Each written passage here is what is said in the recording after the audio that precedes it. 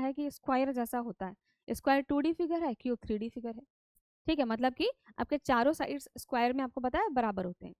Hello मेरे dear students, welcome to aspiring aces. Myself Sonia Verma. और आज के सेशन में हम CUET का जो आपका जनरल टेस्ट का पेपर होता है उसका 2023 का पेपर जो है आपका वो प्रीवियस ईयर क्वेश्चन सॉल्व करने वाले हैं।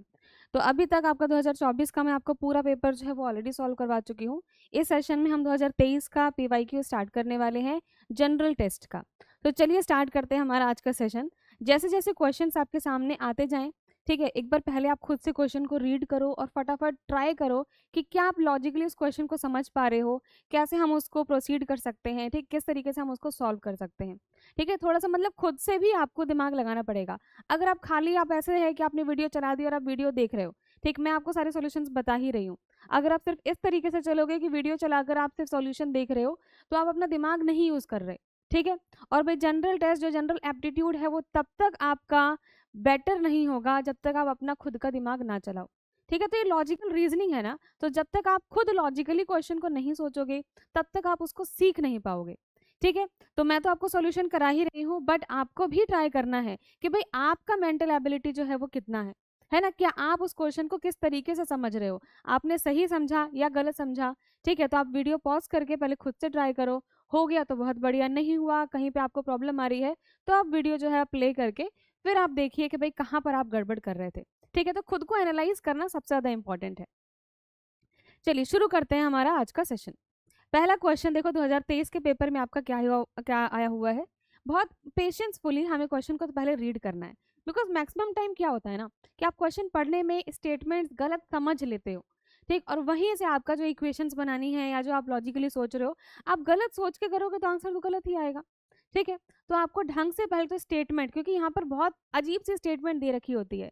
ठीक है, स्टेटमेंट्स में कई बातें छुपी होती हैं, तो हमें स्टेटमेंट को बहुत पेशेंसफुली ढंग से पढ़ना होता है। ठीक है, चलो देखते हैं क्या लिखा है। लिखा है भाई 5 years ago, ठीक है, Noori was thrice old as Sonu. फिर लिखा है after 10 years from now Noori will be twice old as Sonu. Present ages of Noori and Sonu respectively are. तो क्वेश्चन देखो किस टॉपिक से है आपका, ये है एज प्रॉब्लम। ठीक है, एज बता रखी है कि भाई 5 साल पहले ये एज है, 10 साल बाद ये होगी। ठीक है, तो आपको प्रेजेंट एज बतानी है, इस टाइप से क्वेश्चन है आपका। ठीक है, अब ढंग से एक बार ये जो क्वेश्चन के स्टेटमेंट दे रखा है उसको पढ़ के हमें यहाँ पर इक्वेशंस फॉर्म करनी है। इक्वेशंस फॉर्म करते वक्त आपको खास ध्यान रखना है कि आप गलती से भी गलत इक्वेशन ना फॉर्म कर दो। ठीक, वहीं पे वरना सारा क्वेश्चन आपका गड़बड़ हो जाएगा। ठीक, तो एकदम ढंग से देखना क्या लिखा है। 5 years ago, जब भी एज प्रॉब्लम में कुछ साल पहले की बात करता है, ठीक है, अगो की बात करता है तो हमेशा हम माइनस करते हैं। ठीक है, अगर कुछ साल बाद की बात करता है, लेटर, ठीक है, तो हम वहां पर हमेशा ऐड करते हैं, प्लस करते हैं। तो यहाँ पर लिखा है 5 years ago Noori was thrice old और सोनू। अब यहाँ पर भी ना कई बच्चे गड़बड़ करते हैं, मैं आपको बता रही हूँ भाई कहाँ कहाँ प्रॉब्लम्स आप कर सकते हो, है ना, कहाँ कहाँ प्रॉब्लम आपको आ सकती है। पहले तो मैंने क्या किया कि भाई मुझे इन लोगों की प्रेजेंट एज नहीं पता, तो मैंने लेट कर लिया कि let present age be N and S. भाई नूरी और सोनू दे रखे हैं, तो नूरी की प्रेजेंट एज में एन मान लेती हूँ, सोनू की प्रेजेंट एज में एस मान लेती हूँ, कैपिटल एस। ठीक है, चलो यही मुझे बेसिकली निकालना है, यही पूछा है फाइनली ना, present age of Noori and Sonu respectively are. अब इक्वेशन हम बनाएंगे, इक्वेशन ढंग से बनाना है। देखो 5 years ago Noori was thrice old as Sonu, मतलब जो नूरी की एज है ना वो 3 times एज जो है वो कितना है, 3 times ऑफ सोनू की एज के बराबर है। ठीक है, तो Noori was 3 times as old as Sonu. इसको गलत मत बना लेना भाई, आप ये मत कर देना गलती से कि Noori was 3 times old as Sonu, ये गलत इक्वेशन बना दी आपने। ठीक है, जब भी इस तरीके का स्टेटमेंट दे रखा है कि भाई this is thrice as old as Sonu, ठीक है, तो इज के बाद वाला जो आपका आता है, ठीक है, इज या वॉज के बाद जो आपका आता है वो आपका इक्वल टू के बाद आएगा। ठीक है, मैं एक शॉर्टकट तरीका बता रही हूँ कि आप ये गलतियां ना करो, कि जब भी इस तरीके से स्टेटमेंट लिखा हो कि नूरी वॉज थ्राइस या ट्वाइस वट, तो वॉज या इज के बाद जो आपको लिखा है वो इक्वल टू के बाद की बात है। ठीक है, तो ये चीज मत लिख देना। चलो अब इतना तो हम समझे कि नूरी की एज जो है वो 3 times as old as Sonu है, लेकिन ये कहानी कब है, ये कहानी है 5 years ago, 5 साल पहले की ये बात है। तो हमें भाई दोनों की एज में 5 माइनस करना पड़ेगा। ठीक है, तो इसको फिर से लिखूंगी मैं कि भाई नूरी की एज 5 साल पहले, तो -5, is equal to 3 times of Sonu की एज। तो 3 टाइम्स ऑफ सोनू की एज 5 साल पहले, ठीक है, नूरी की एज 5 साल पहले is equal to 3 times of Sonu की एज 5 साल पहले। हो गया, चलो ये इक्वेशन हमने यहाँ पर फॉर्म कर ली, पहली इक्वेशन। अब चलो, अब क्या लिखा है next, after 10 years from now, कि अभी से प्रेजेंट एज से 10 साल बाद Noori will be twice as old as Sonu. तो मैंने कहा था ना, इज, वॉज, विल बी के बाद वाला जो भी आपका आता है वो इक्वल टू के बाद आएगा। तो अब लिखा है कि 10 years फ्रॉम नाउ, मतलब कि नूरी प्लस 10 कर दूंगी मैं, कि नूरी की एज 10 साल बाद है ना, बाद है तो प्लस और पहले है तो minus. Noori will be twice old as Sonu, तो Noori will be twice old as Sonu, Sonu की एज भी 10 साल बाद बढ़ जाएगी भाई, 10 साल बाद की बात चल रही है, ठीक है। तो मैंने इस तरीके से यहाँ पर ये इक्वेशन फॉर्म कर दी, दो इक्वेशन हमें मिल गई। बस अब आपको बोला है कि प्रेजेंट एजेस निकालो, मतलब मुझे कैपिटल एन और कैपिटल एस की वैल्यू चाहिए। दो इक्वेशंस आपके सामने हैं, हमें इनको सॉल्व करना और कुछ नहीं रहा क्वेश्चन में, ठीक है। चलो सॉल्व करते हैं। देखो यहाँ पे ये n-5 को एज इट इज रहने देती हूँ मैं, ठीक है। ये क्या है मेरा 3, ये s है, ये s है, ये 5 है, ठीक है, गड़बड़ मत कर देना। तो ये हो जाएगा मेरा 3 टाइम्स ऑफ s माइनस 5 3 जा 15, ठीक है। और देखो n को मैंने यहीं रखा, 3s को इधर ले आती हूँ तो माइनस 3s हो गया, इज इक्वल टू ये -15 है मेरा, ये -5 उधर लेके गए तो +5 हो गया, माइनस प्लस माइनस होता है तो 15 में से 5 गया 10 बचा, और कौन सी बड़ी वैल्यू है 15 वाली, तो इसके पास माइनस साइन है तो क्या आ जाएगा, माइनस का 10 आ जाएगा, ठीक है। माइनस का 10 आ गया तो मैं यहाँ पे डायरेक्ट लिख दूँ क्या, तो भाई यहाँ पे आ जाएगा माइनस का 10। तो एक इक्वेशन मुझे यहाँ से ये मिल गई है, ठीक है। इस इक्वेशन को सॉल्व करके मुझे ये मिला। सिमिलरली इसको भी सॉल्व करके लिखते हैं। यहाँ पे क्या है n+10 is equal to 2s है, ये अगेन 2s, फिर 10 2 जा 20 होता है, ठीक है। तो n को यही रहने दिया, 2s को हम इधर ले आए तो माइनस हो गया, इक्वल टू 20 यही रहने दिया, 10 उधर लेके गए तो माइनस हो गया, तो भाई 20 माइनस 10 तो 10 ही होता है, तो इसको मैं डायरेक्टली यहाँ लिख दूँ भाई 10, ठीक है। तो देखो यहाँ से सॉल्व करके मुझे ये इक्वेशन मिल गई। अब कुछ नहीं रह गया, ये एक इक्वेशन, ये एक इक्वेशन, इन दोनों को हमें एडिशन जो भी सब्ट्रैक्शन करके हम यहाँ से एक बार कोई s की वैल्यू निकाल लेंगे या n की वैल्यू निकाल लेंगे, ठीक। फिर उसकी वैल्यू हम किसी भी इक्वेशन में पुट करके दूसरा अपना वेरिएबल जो है वो निकाल लेंगे, ठीक है। तो चलो मैंने क्या किया भाई, इस वाली को मैं मान लेती हूँ इक्वेशन 3, इस इक्वेशन को मान लेती हूँ इक्वेशन 4। अब खुद देखो, यहाँ पे n है, यहाँ पर n है, मतलब अगर मैं एक इक्वेशन में से दूसरी इक्वेशन को माइनस करूँ तो n कट जाएगा, ठीक है। तो मैंने क्या किया, यहाँ पर मैंने किया 3 - 4, ठीक है। इस इक्वेशन को इसमें से मैंने माइनस करना है, ठीक। लिखो n - 3s is equal to -10, ये मेरा थर्ड इक्वेशन था। फोर्थ इक्वेशन क्या है मेरा, n - 2s is equal to 10, ठीक है। माइनस करो, अब इनको माइनस करना है। तो माइनस जब करते हो तो आपको नॉर्मली पता है, फिर माइनस करेंगे n - n कट गया, ठीक है। यहाँ पर जब मैं माइनस करूंगी तो माइनस माइनस प्लस हो जाएगा, है ना। खुद देखो यहाँ पर लिखो -3s था और -2s था, लेकिन मुझे इन दोनों को माइनस करना है, ठीक है। तो माइनस साइन यहाँ पर आएगा, इन दोनों को सब्ट्रैक्ट करना है, माइनस माइनस प्लस हो गया ना, ये आ गया। अब माइनस प्लस क्या होता है, माइनस होता है, तो 3s - 2s 1s, और 3 बड़ा है तो माइनस का s आ जाएगा, ठीक है। तो यहाँ पर भी हम सिमिलर कर देंगे, भाई ऐसे करने की जरूरत नहीं है, मैंने सिर्फ समझाया है, ठीक है। आपको नॉर्मली पता है ये बात कि जब भी हम माइनस करते हैं तो माइनस माइनस प्लस होता है, तो जब यहाँ पे मैं माइनस करूँगी तो ये माइनस माइनस प्लस का साइन आ गया, फिर माइनस और प्लस का साइन माइनस आ जाएगा, ठीक है। तो जब माइनस किया तो ऐसा आया, और 3 मेरा बड़ा है तो माइनस ऐसा आ गया। अब यहाँ पर भी मुझे माइनस करना है, तो माइनस माइनस प्लस होता है, तो 10 पर 10 और 10 20 हो गया, और मेरा माइनस का साइन ही आएगा, माइनस से माइनस कट गया, s की वैल्यू जो मुझे यहाँ पर मिली है वो मिली है 20, ठीक है। तो सोनू की एज जो प्रेजेंट एज है वो 20 साल है। अगर सोनू की प्रेजेंट एज 20 साल है तो नूरी की एज निकाल लेंगे भाई, ये इस s की वैल्यू आप किसी भी इक्वेशन में पुट करके नूरी की एज निकाल लो, ठीक है। तो इसमें ही निकाल लेती हूँ, चलो n - 2, s की वैल्यू क्या आई है, 20 आई है, 20 इक्वल टू 10, ठीक है। सॉल्व करो इसको, 2 2 जा 4 होता है, ये हो गया 40, यहाँ पे 10, ठीक है। 10 यही रहने दिया, -40 उधर पे चला गया, +40, 40 और 10 कितना होता है 50, तो डायरेक्ट लिख देती हूँ मैं यहाँ पर 50, n की वैल्यू क्या आ जाएगी आपकी 50, ठीक है। तो सोनू की प्रेजेंट एज है 20 साल, नूरी की प्रेजेंट एज है 50 साल। अब एक और जगह यहाँ पे आप गलती कर सकते हो, मैं आपको बता दूं, ध्यान देना, क्वेश्चन में साफ साफ लिखा है कि प्रेजेंट एजेस ऑफ, पहले नूरी की एज आनी चाहिए फिर सोनू की एज आनी चाहिए, क्योंकि रेस्पेक्टिवली लिखा हुआ है। ठीक है, तो आपने दोनों वैल्यूज तो निकाल ली हैं, बट जल्दबाजी में देखो अगर आपने ऐसा कर दिया 20-50, ठीक है, तो आपको 20-50 भी आंसर मिल रहा है और 50-20 भी आंसर मिल रहा है। तो जल्दबाजी में आप गलत ऑप्शन ना टिक कर दें।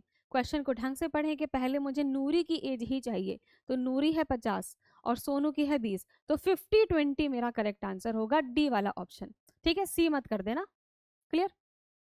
चलो, आई होप आपको भाई ये क्वेश्चन जो है ढंग से समझ में आ गया। अगले क्वेश्चन पर आगे बढ़े, नेक्स्ट क्वेश्चन पर आ जाते हैं। ये रहा आपका अगला क्वेश्चन, देखो ध्यान से। A cube painted green on all faces is cut into 27 small cubes of equal size. How many small cubes are painted on one face only? अब ये जो क्वेश्चन है थोड़ा सा ट्रिकी क्वेश्चन है। अगर आप इसको सोचोगे लॉजिकली तो बहुत चांसेस है कि भाई आप गलत कर दो, और बहुत थोड़ा सा कॉम्प्लिकेटेड भी हो जाता है इतना ज़्यादा सोचना, इमेजिनेशन करना। ठीक है, तो इसके लिए मैं आपको एक शॉर्टकट से ट्रिक बताती हूँ।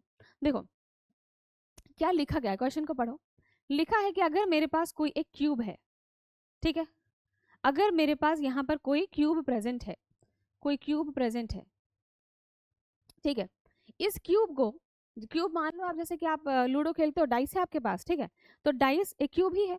भाई डाइस को मैंने ऊपर से ना पूरा ग्रीन कलर का पेंट कर दिया, ठीक है। अब क्या बोला है कि भाई उस क्यूब को मैं इक्वल साइजेस में मुझे कट करना है, ठीक है, कि बराबर बराबर छोटे छोटे इक्वल साइजेस के क्यूब्स छोटे छोटे उसमें से निकल आए, तो मुझे इस तरीके से कट करना है।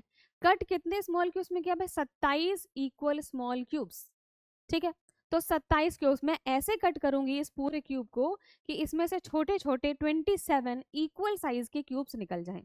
अब बोला है कि ये निकलने के बाद कौन से, मतलब कितने नंबर ऑफ क्यूब्स ऐसे होंगे जो सिर्फ एक साइड से ग्रीन पेंटेड है। अब खुद लॉजिकली सोचो कि भाई पूरा जो क्यूब था उसके ऊपर वाले सरफेस पे तो मैंने ग्रीन पेंट कर दिया है, लेकिन अब मैं जब काटूंगी, ठीक है, अब जब हम उसको काट रहे हैं और काट के छोटे छोटे क्यूब्स निकाल रहे हैं, तो जो बाहर वाले क्यूब्स थे वहां पे तो ग्रीन पेंटेड है, लेकिन जो क्यूब्स अंदर से निकले हैं वहां पे तो कोई पेंट नहीं लगाना, क्योंकि वो तो अंदर से है, मैंने पेंट तो बाहर से किया था।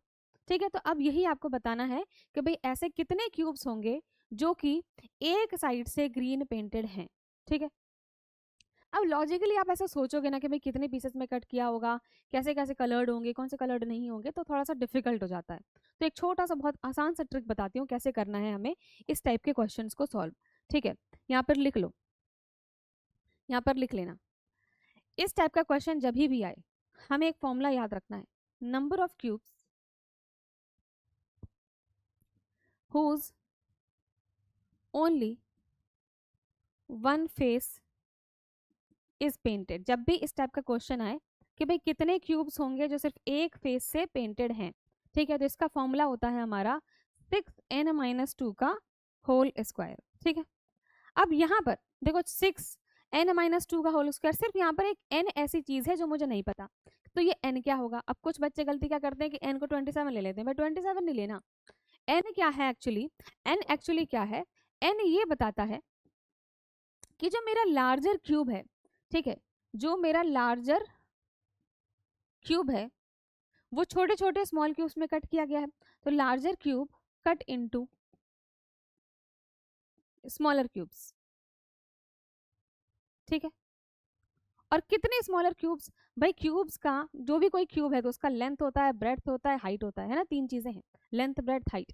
ठीक है, तो ये जो भी हमारा क्यूब जो कट किया गया है, लार्जर क्यूब जो कट किया गया है, तो इस लार्जर क्यूब को हम किस तरीके से कट करेंगे भाई कि n into N into N आ जाए। भाई क्यूब जो भी होता है, क्यूब आपको पता है कि स्क्वायर जैसा होता है, स्क्वायर 2D फिगर है, क्यूब 3D फिगर है। ठीक है, मतलब कि आपके चारों साइड्स स्क्वायर में आपको पता है बराबर होते हैं, तो क्यूब्स में भी आपके जो सारे साइड्स हैं वो बराबर होते हैं, लेंथ ब्रेड्थ हाइट सब बराबर होगा। ठीक है, तो ये हमारा जो भी लार्जर क्यूब है वो इस फॉर्म में कट होना चाहिए, n into N into N. ठीक है, तो अब बोला क्या है 27 स्मॉल क्यूब्स, इसका मतलब कि n into N into N is equal to 27 होना चाहिए। तो बताओ n की वैल्यू यहाँ पर क्या आएगी, यहाँ पे n की वैल्यू निकालो, n का क्यूब इक्वल टू 27। तो भाई किस चीज का क्यूब हम लेंगे, तो 27 आता है, बहुत ही इजी है।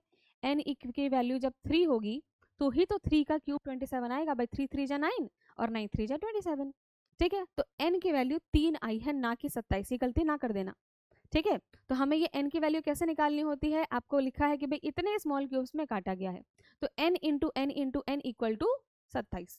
अब n की वैल्यू निकाल लो, n की वैल्यू मेरी 3 आ गई, यहाँ पर पुट कर देते हैं भाई 6, n की वैल्यू है 3 माइनस 2 का होल स्क्वायर, 6, 3 माइनस 2 1, 1 का स्क्वायर 1 ही रहा, तो ये मेरा कितना आ जाएगा आंसर 6, कि भाई ऐसे 6 क्यूब्स ही होंगे, ठीक है, जो हमारे वन फेस जो है उनका ग्रीन पेंटेड है। ठीक है, तो ये अपना फॉर्मूला लगाओ और अपना आंसर निकालो। ठीक है, लॉजिकली हमें कुछ सोचना, इमेजिनेशन नहीं करना पड़ेगा, बिकॉज इमेजिनेशन कर सकते हो आप, इसको डायरेक्ट भी कर सकते हैं, बट थोड़ा कॉम्प्लिकेट हो जाएगा, और एग्जाम में ऑलरेडी वैसे भी दिमाग कम चलता है ना, मतलब इतना हम लॉजिकली उस टाइम नहीं सोच पाते हैं, क्योंकि इतना हमारा टाइम का बाउंडेशन रहता है कि भाई इतने टाइम में इतने सारे क्वेश्चंस करने हैं, है ना। आप पहला क्वेश्चन कर रहे हो, लेकिन आपके दिमाग में यार अभी तो मेरे इतने सारे क्वेश्चंस बचे हुए हैं पेंडिंग करना, तो इतना हम मतलब इतना कह सकते हो आपका मेंटल एबिलिटी हो सकता है उस टाइम इतना बढ़िया वर्क ना करे, जितना एक पेशेंसफुली, अगर आपको कोई में एग्जाम नहीं है, ठीक है, मैं नॉर्मली ये क्वेश्चन दूँ, तो हो सकता है कि आप थोड़ा सा अपना टाइम लेकर सोच कर इस क्वेश्चन को आप नॉर्मली भी सॉल्व कर लो। ठीक है, बट टाइम सेव करने के लिए ये फॉर्मूला यूज कर लेना। ठीक है, चलो जी, तो हमारा आंसर क्या हो गया 6, सी वाला ऑप्शन। नेक्स्ट क्वेश्चन पर आए क्या, अगला क्वेश्चन ये रहा आपके सामने। ठीक है, क्या है, if the circumference of a circle is increased by 20%, then the area of the circle will be increased by. Question को ढंग से पढ़ना, क्वेश्चन आपको साफ साफ यहाँ पे दिया है कि अगर मेरे पास कोई भी सर्कल है, ठीक है, उस सर्कल का सर्कमफेरेंस अगर मैं इंक्रीज करती हूँ 20% से, ठीक है, सर्कमफेरेंस, सर्कमफेरेंस क्या होता है भाई, जो आउटर एरिया है, आउटर मतलब जो पाथ है ना सर्कल का, उस पाथ को हम बोलते हैं सर्कमफेरेंस। तो सर्कमफेरेंस ऑफ अ सर्कल अगर 20% से इंक्रीज किया जाता है, तो एरिया ऑफ सर्कल कितने परसेंट से इंक्रीज होगा। ठीक है, एग्जैक्ट वैल्यू नहीं पूछी है, पूछा है कि भाई इंक्रीमेंट जो आया है वो कितने परसेंट इंक्रीमेंट होगा। तो क्वेश्चन को हमने समझा, देखो यहाँ पर मेरे पास सर्कल है, तो एक सर्कल बना लेते हैं फटाफट। ठीक है, ये है मेरे पास सर्कल, ठीक है, एक और सर्कल यहाँ पर मैंने बना लिया जो कि बड़ा है इससे थोड़ा, ठीक है, थोड़ा इससे बड़ा सर्कल बना लिया। अब देखो ध्यान से क्या कहना चाह रहे हैं, if the circumference of circle is increased by 20%, तो ये हम मान लेते हैं हमारा ओरिजिनल सर्कल है। ठीक है, दिस इज ओरिजिनल सर्कल, और इस ओरिजिनल सर्कल में मैंने अब सर्कमफेरेंस को बढ़ा दिया है।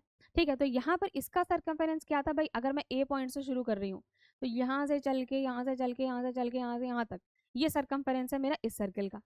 ठीक है, लेकिन अब मैंने क्या किया, अब मैंने इसका जो सर्कमफेरेंस है वो 20% बढ़ा दिया है। तो अगर अब यहाँ से अगर हम चले, तो अब देखो सर्कमफेरेंस बढ़ गया क्या, यहाँ से इतना बड़ा सर्कल है, ठीक है, तो सर्कमफेरेंस बढ़ गया। ठीक है, तो ये है मेरा न्यू सर्कल। ठीक है, मैं एक बार ये येलो वाली लाइन जो है वो ओवरराइट ये हटा रही हूँ, ठीक है, ताकि आपको कोई कंफ्यूजन ना आए। ठीक है, ये है मेरा न्यू सर्कल। अब ये जो सर्कमफेरेंस कह रहा है कि सर्कमफेरेंस बड़ा है 20% से, तो लॉजिकली सर्कमफेरेंस ऑफ सर्कल का फॉर्मूला आपको पता है, सर्कमफेरेंस ऑफ सर्कल का फॉर्मूला आपको पता है 2πr होता है।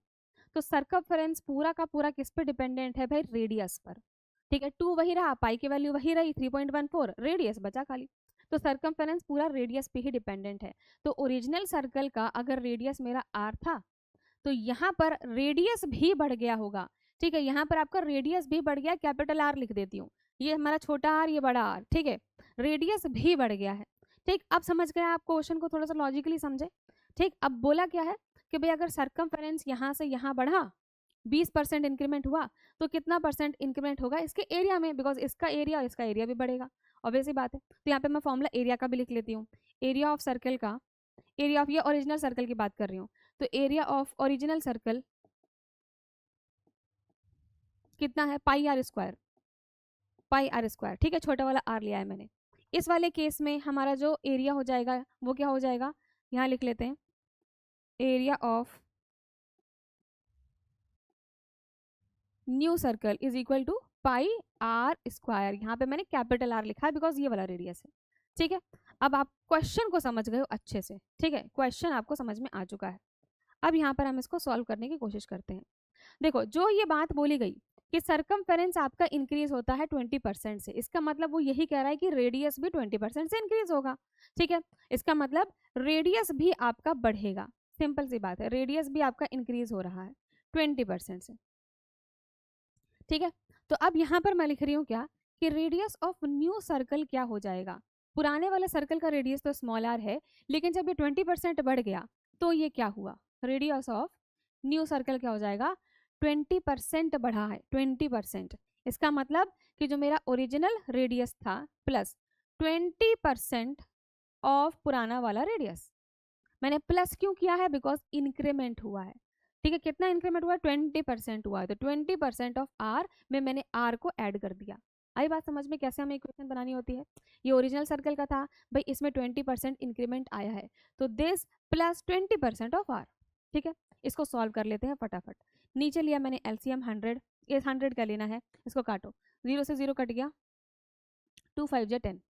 ठीक है, 5 लिया मैंने एलसीएम, यहाँ पे कुछ नहीं है तो यहाँ पे आ जाएगा 5r प्लस, यहाँ पे 5r है तो यहाँ पे आ जाएगा r, तो 5r प्लस r होता है मेरा 6r/5। तो मुझे यहाँ पर मिला कि रेडियस ऑफ न्यू सर्कल है 6r/5। ठीक है, चलो जी, अब एरिया ऑफ ओरिजिनल सर्कल तो मेरा यही रहा। देखो, एरिया ऑफ ओरिजिनल सर्कल तो मेरा यही रहा, जो मेरा पुराना सर्कल था उसका एरिया जो पाई आर स्क्वायर ही है, लेकिन एरिया ऑफ न्यू सर्कल क्या हो जाएगा, एरिया ऑफ न्यू सर्कल क्या हो जाएगा, पाई और कैपिटल आर स्क्वायर, यही था। अब मैं कैपिटल आर की जगह यहाँ पर ये वाला लिख दूं क्या, क्योंकि मैंने जस्ट अभी रेडियस निकाल चुकी हूँ मैं। ठीक है, तो पाई और आर क्या है, अब मेरा ये है 6r/5 का होल स्क्वायर। इसको सॉल्व करो, पाई 6 6 जा होता है 36, आर का हो जाएगा स्क्वायर और अपॉन में 5 5 जा होता है 25। ठीक है, ये आ गया, क्लियर है। इसको अगर मैं पूरा अगर ढंग से सॉल्व कर लूंगी कि 36/25 कितना होता है, तो ये आ जाएगा आपका 1.44 पाई आर स्क्वायर। ठीक, तो जरा नोटिस करो, एरिया पुराने वाले सर्कल का था पाई आर स्क्वायर, नए वाले सर्कल का एरिया है ये। ठीक है, तो इन दोनों में इंक्रीमेंट कितना आया है, मतलब यहाँ से यहाँ पहुँचने में, ठीक है, कितना इंक्रीमेंट आया है, मतलब मैं सिंपल इनका डिफरेंस ले लूंगी ना। ठीक है, तो हम देखेंगे कि देयरफॉर जो इंक्रीज्ड एरिया है, ठीक है, जो इंक्रीज्ड एरिया है वो कितना है, ये जो मेरा ओरिजिनल न्यू वाले का आया है माइनस जो मेरा पुराने वाले का था, और पुराने वाले का तो पाई आर स्क्वायर ही था। तो भाई 1.44 पाई स्क्वायर माइनस, यहाँ पे ये कुछ नहीं है मतलब 1 है, तो इसमें से 1 को माइनस करोगे तो कितना आ जाएगा, 0.44 पाई आर स्क्वायर। ठीक है, 0.44 पाई आर स्क्वायर। तो ये मेरा इंक्रीज्ड एरिया निकला है, लेकिन आपसे ये नहीं पूछा कि भाई कितना इंक्रीज हुआ है, आपसे बोला कितना परसेंटेज से इंक्रीज हुआ होगा, तो मुझे इसका परसेंटेज निकालना है बेसिकली। ठीक है, तो लास्ट स्टेप है अब हमारा सिंपल, अब हम इसका यहाँ पे क्या करेंगे, परसेंटेज निकालेंगे। ठीक है, तो परसेंटेज इंक्रीज इन एरिया क्या होगा, जो मेरा इंक्रीज्ड एरिया है डिवाइडेड बाय एरिया जो ओरिजिनल सर्कल का है, area of original circle into 100 क्यों, क्या परसेंटेज में निकालना है इसलिए। इंक्रीज्ड एरिया कितना आया था, कितना इंक्रीमेंट हुआ है, 0.44 पाई आर स्क्वायर डिवाइड बाय, ठीक है, डिवाइड बाय को ढंग से कर दे। एरिया ओरिजिनल सर्कल का कितना है भाई, area of original circle, original ये तो न्यू सर्कल है, ओरिजिनल सर्कल का मेरा पाई आर स्क्वायर ही रहा है ना। कंपैरिजन तो पाई आर स्क्वायर से ही करोगे, कंपैरिजन तो आप ओरिजिनल सर्कल से ही कर रहे हो। ठीक है, इंटू 100 कर दिया है यहाँ पर, पाई आर स्क्वायर कट गया, 0.44 को जब हम 100 से मल्टीप्लाई करेंगे तो 44 आ जाएगा। इसका मतलब जो मेरा आंसर आ रहा है वो क्या आ रहा है, 44%। तो किससे इंक्रीमेंट हुआ है हमारा, किससे इंक्रीमेंट हुआ है, 44% से इंक्रीमेंट हुआ है। करेक्ट आंसर क्या हो जाएगा, बी वाला option will be the correct है। ठीक है, इस तरीके से क्वेश्चन को लॉजिकली समझ के हमें इसको सॉल्व करना था, कुछ था नहीं खास। ठीक है, सर्कमफेरेंस बढ़ा मतलब रेडियस बढ़ा, तो आप ओरिजिनल सर्कल न्यू सर्कल दोनों को लेकर चलो। ओरिजिनल सर्कल का तो पाई आर स्क्वायर ही रहा एरिया, न्यू सर्कल का रेडियस आप बदल दोगे। ठीक है, अब जो हमारा नया रेडियस आया है, जो पुराना हमारा जो नया एरिया आया है, जो पुराना एरिया है, उन दोनों को कर लो माइनस, वो मेरा इंक्रीज्ड एरिया है, और इंक्रीज्ड एरिया को मुझे परसेंटेज में निकालना था, तो 44% आपको यहाँ पर आ गया। ठीक है, नेक्स्ट देखो अगला क्वेश्चन। अगला क्वेश्चन ये रहा आपके सामने, given below are two statements. Statement 1 क्या है कि only one rhombus ABCD can be drawn with AB equal to 4 centimetre and diagram नहीं है, दिस इज डायगोनल। ठीक है, दिस इज डायगोनल। ठीक है, BD इक्वल टू 5 सेंटीमीटर। फिर दूसरा स्टेटमेंट दे रखा है, आपको बताना है कौन सा स्टेटमेंट सही कौन सा स्टेटमेंट गलत। ठीक है, अब ढंग से पढ़ो। पहला स्टेटमेंट कहता है कि सिर्फ एक रोम्बस बना सकते हैं हम। रोम्बस होता क्या है, व्हाट इज रोम्बस, रोम्बस आपको पता है कि रोम्बस, देखो दिस इज अ स्क्वायर जहां पर आपका सारे के सारे साइड्स बराबर हैं, ठीक है, और ये हमारा ऐसे स्ट्रेट है, ठीक है। रोम्बस इसी तरीके से होता है, लेकिन ये स्लैंट इस तरीके से होता है, ठीक है। दिस इज रोम्बस, ठीक है। यहाँ पे एंगल 90 डिग्री था, बट यहाँ पे एंगल आपका 90 नहीं होगा, ठीक है। तो this is square, this is rhombus, side सारे बराबर ही रहते हैं, ठीक है, साइड सारे बराबर ही हैं। तो क्या बोला कि सिर्फ एक रोम्बस ABCD बनाया जा सकता है अगर AB मेरा 4 सेंटीमीटर है। भाई AB अगर 4 है तो रोम्बस के सारे साइड 4 ही रहेंगे, तो ये भी 4, ये भी 4, ये भी 4 ही होगा, ठीक। डायगोनल BD जो है वो 5 है, तो डायगोनल मेरा BD 5 सेंटीमीटर होगा। तो ऑब्वियस सी बात है भाई, ये भी डायगोनल हमारा 5 हो जाएगा, या कुछ भी, मतलब डायगोनल छोड़ो, एक की बात कर रहे हैं, एक ही रखो, ठीक है, ज्यादा हम नहीं जा रहे डीप में। तो इस तरीके से बोला गया है कि अगर ये केस है तो सिर्फ एक ही रोम्बस बनाया जा सकता है। बिल्कुल सही बात है भाई, जब 4 सेंटीमीटर ही है, आपको पता है रोम्बस में सारे साइड्स बराबर होते हैं, तो सारे के सारे 4 ही रहेंगे, तो आप कोई और रोम्बस बना ही नहीं सकते हो, ठीक है। इसका मतलब ये स्टेटमेंट सही लिखा है, दिस इज ट्रू स्टेटमेंट। अब दूसरा पढ़ो, लिखा है only one parallelogram ABCD can be drawn. अब आपको पैरेललोग्राम पता होना चाहिए, क्या होता है पैरेललोग्राम। देखो पैरेललोग्राम का मतलब ये है, नाम समझ में आ रहा है, पैरेलल, ठीक है। इसका मतलब ऐसा हमारा फिगर होना चाहिए जहाँ पर जो भी दो साइड्स हैं वो आपस में पैरेलल हो, ठीक है। तो पैरेललोग्राम मेरा ये भी पैरेललोग्राम है, ठीक है। देखो ध्यान दो, मैं यहाँ पे बना रही हूँ, अगर मैंने ये बनाया, ये चारों साइड को मैंने बराबर कर दिया, 4 4 4 4, ये भी एक पैरेललोग्राम है, ठीक है। अगर मैं इसको इस तरीके से बनाऊं, ठीक है, तो भाई देखो ये साइड पैरेलल है, ठीक है, ये वाली साइड पैरेलल है, ये पैरेलल बता रही हूँ मैं, ठीक है, साइड सेम नहीं बता रही हूँ, ठीक है। ये इसके पैरेलल, ये इसके पैरेलल, ये इसके पैरेलल, ये इसके पैरेलल, ठीक है।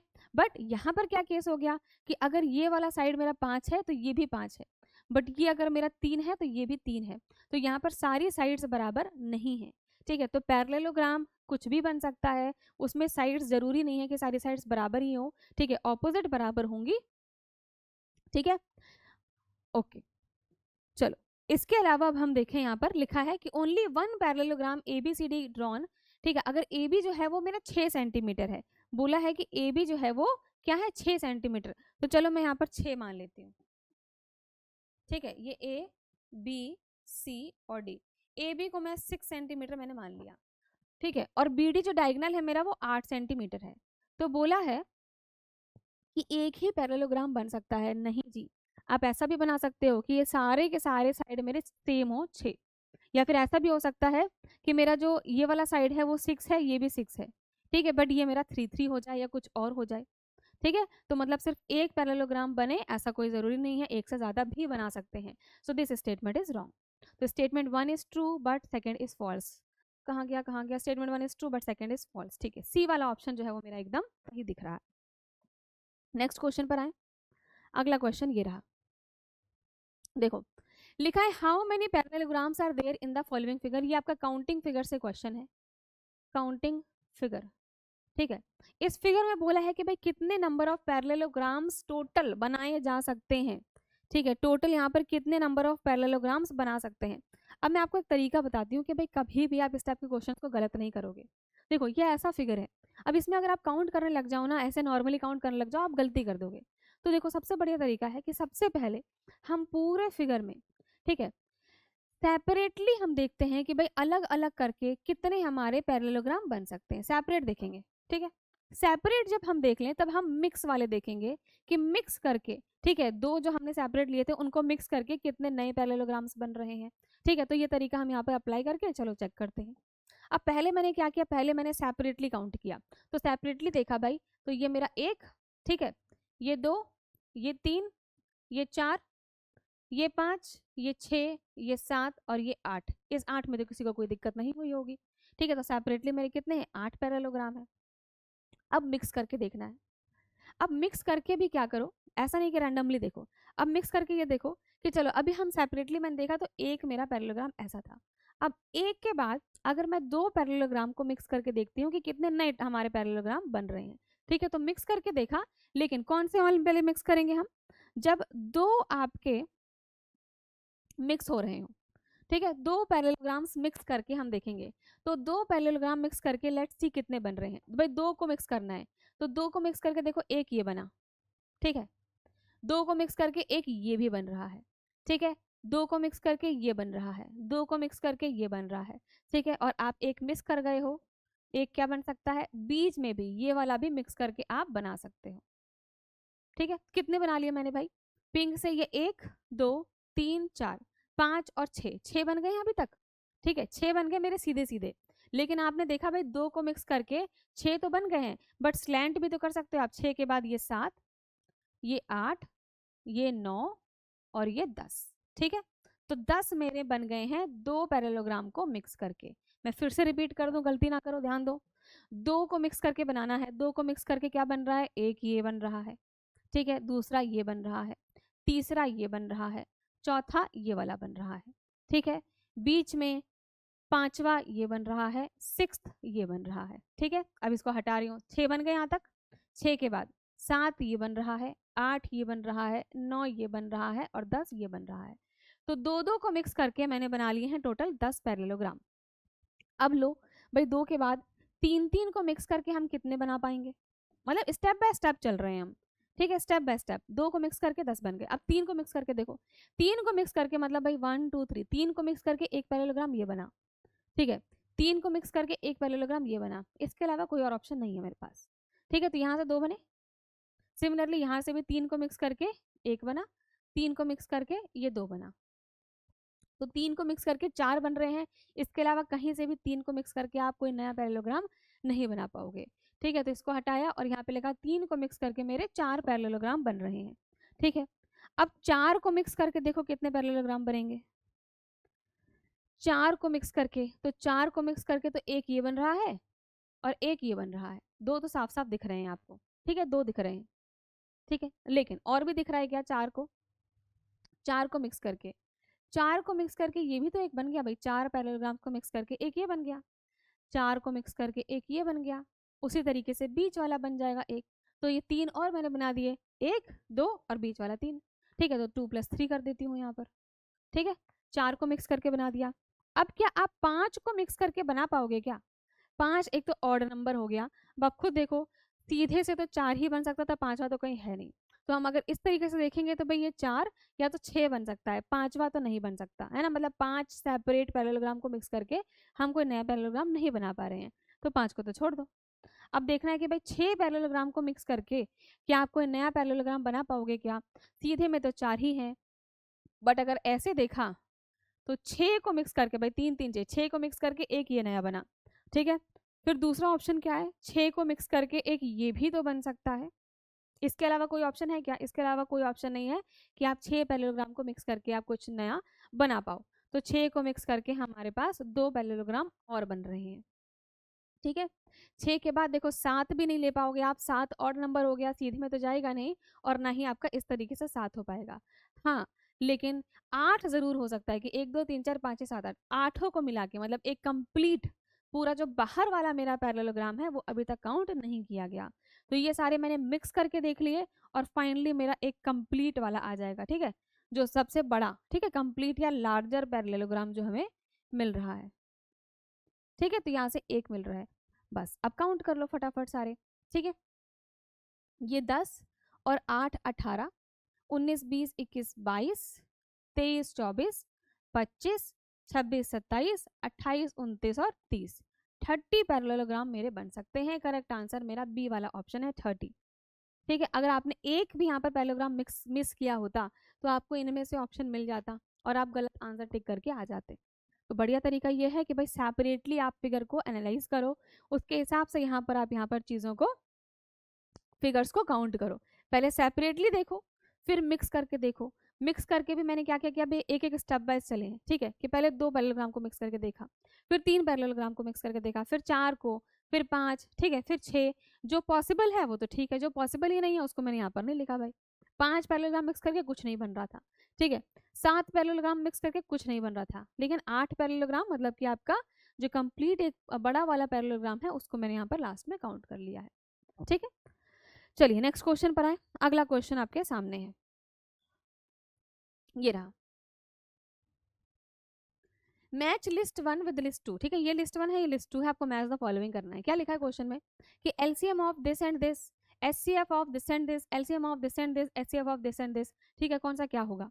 अब यहाँ पर ना सबसे बढ़िया बात है कि पहले तो मुझे LCM और HCF के बारे में ना ढंग से पता होना चाहिए, ठीक है। LCM और HCF के बारे में कहानी पता होनी चाहिए कि आखिर ये है क्या।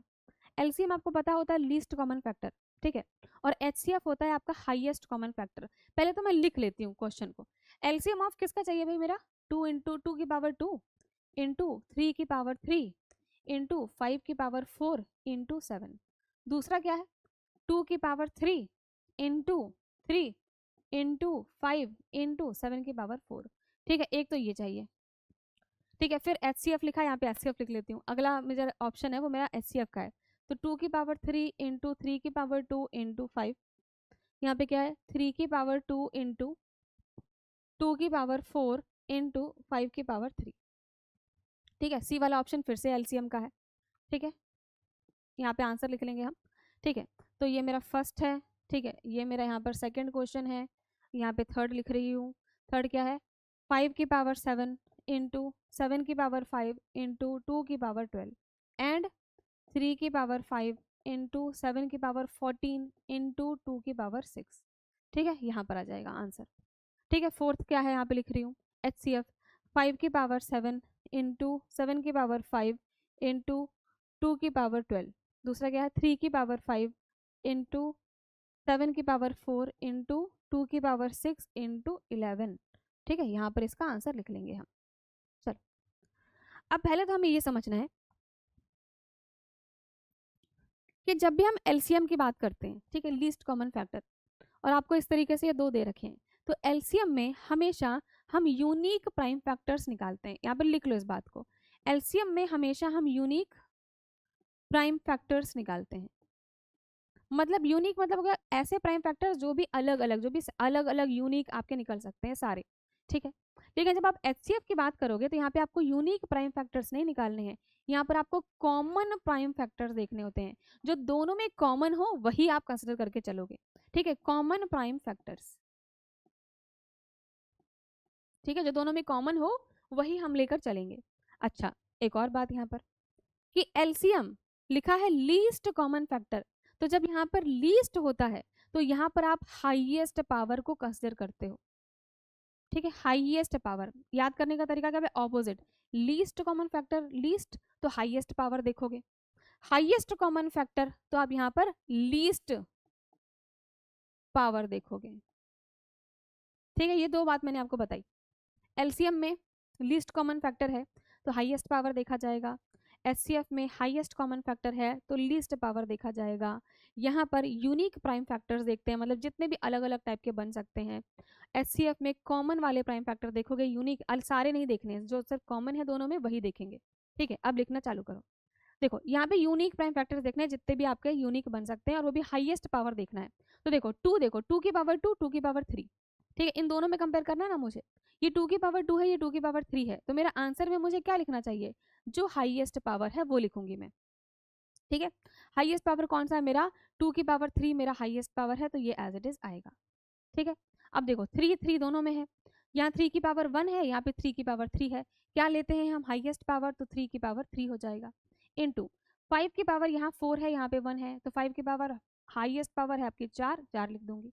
यहाँ पे 7 की पावर 1 है, यहाँ पे 7 की पावर 4 है, तो 7 की पावर 4 लिख दिया जाएगा, ठीक है। तो ये मेरा आंसर बन गया। अब आप मैच कर लो, ठीक है, 2 की पावर 3, 3 की पावर 3, 5 की पावर 4, 7 की पावर 4, ये मेरा मैच कर रहा है 3 के साथ, ठीक है।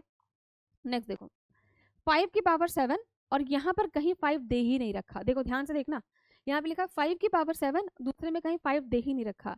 अब काम आएगा भाई कि यहाँ पे यूनिक प्राइम फैक्टर्स चाहिए आपको, ठीक है, भले ही कॉमन नहीं है दोनों में लेकिन यूनिक है, अलग है, तो इसको भी मुझे लिखना पड़ेगा भाई। 5 की पावर 7 और यहाँ पे कोई और है ही नहीं, तो 5 की पावर 7 ही लिखूंगी मैं, ठीक है। फिर 7 की पावर 5, यहाँ पर 7 की पावर 14, भाई दोनों में से कौन सा हाईएस्ट पावर है, 7 की पावर 14 आ जाएगा, ठीक है, इनटू यहाँ पे देखो ये 2 वाला दोनों कॉमन मिल गया, तो 2 की पावर 12, 2 की पावर 6, बड़ा पावर कौन सा है, 2 की पावर 12 आ जाएगा, ठीक है। यहाँ पे देखो 5 ये भी यूनिक था, 3 ये भी यूनिक है, तो 5 को मैंने एज इट इज लिख दिया, 3 को भी मैं एज इट इज लिख दूंगी।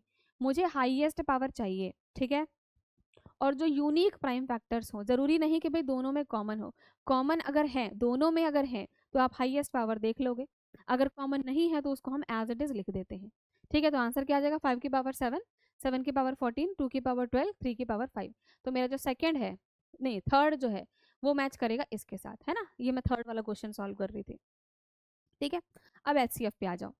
अब यहाँ पर लोवेस्ट पावर लीस्ट पावर आपको देखना है। ठीक है, और कॉमन प्राइम फैक्टर ही होना चाहिए।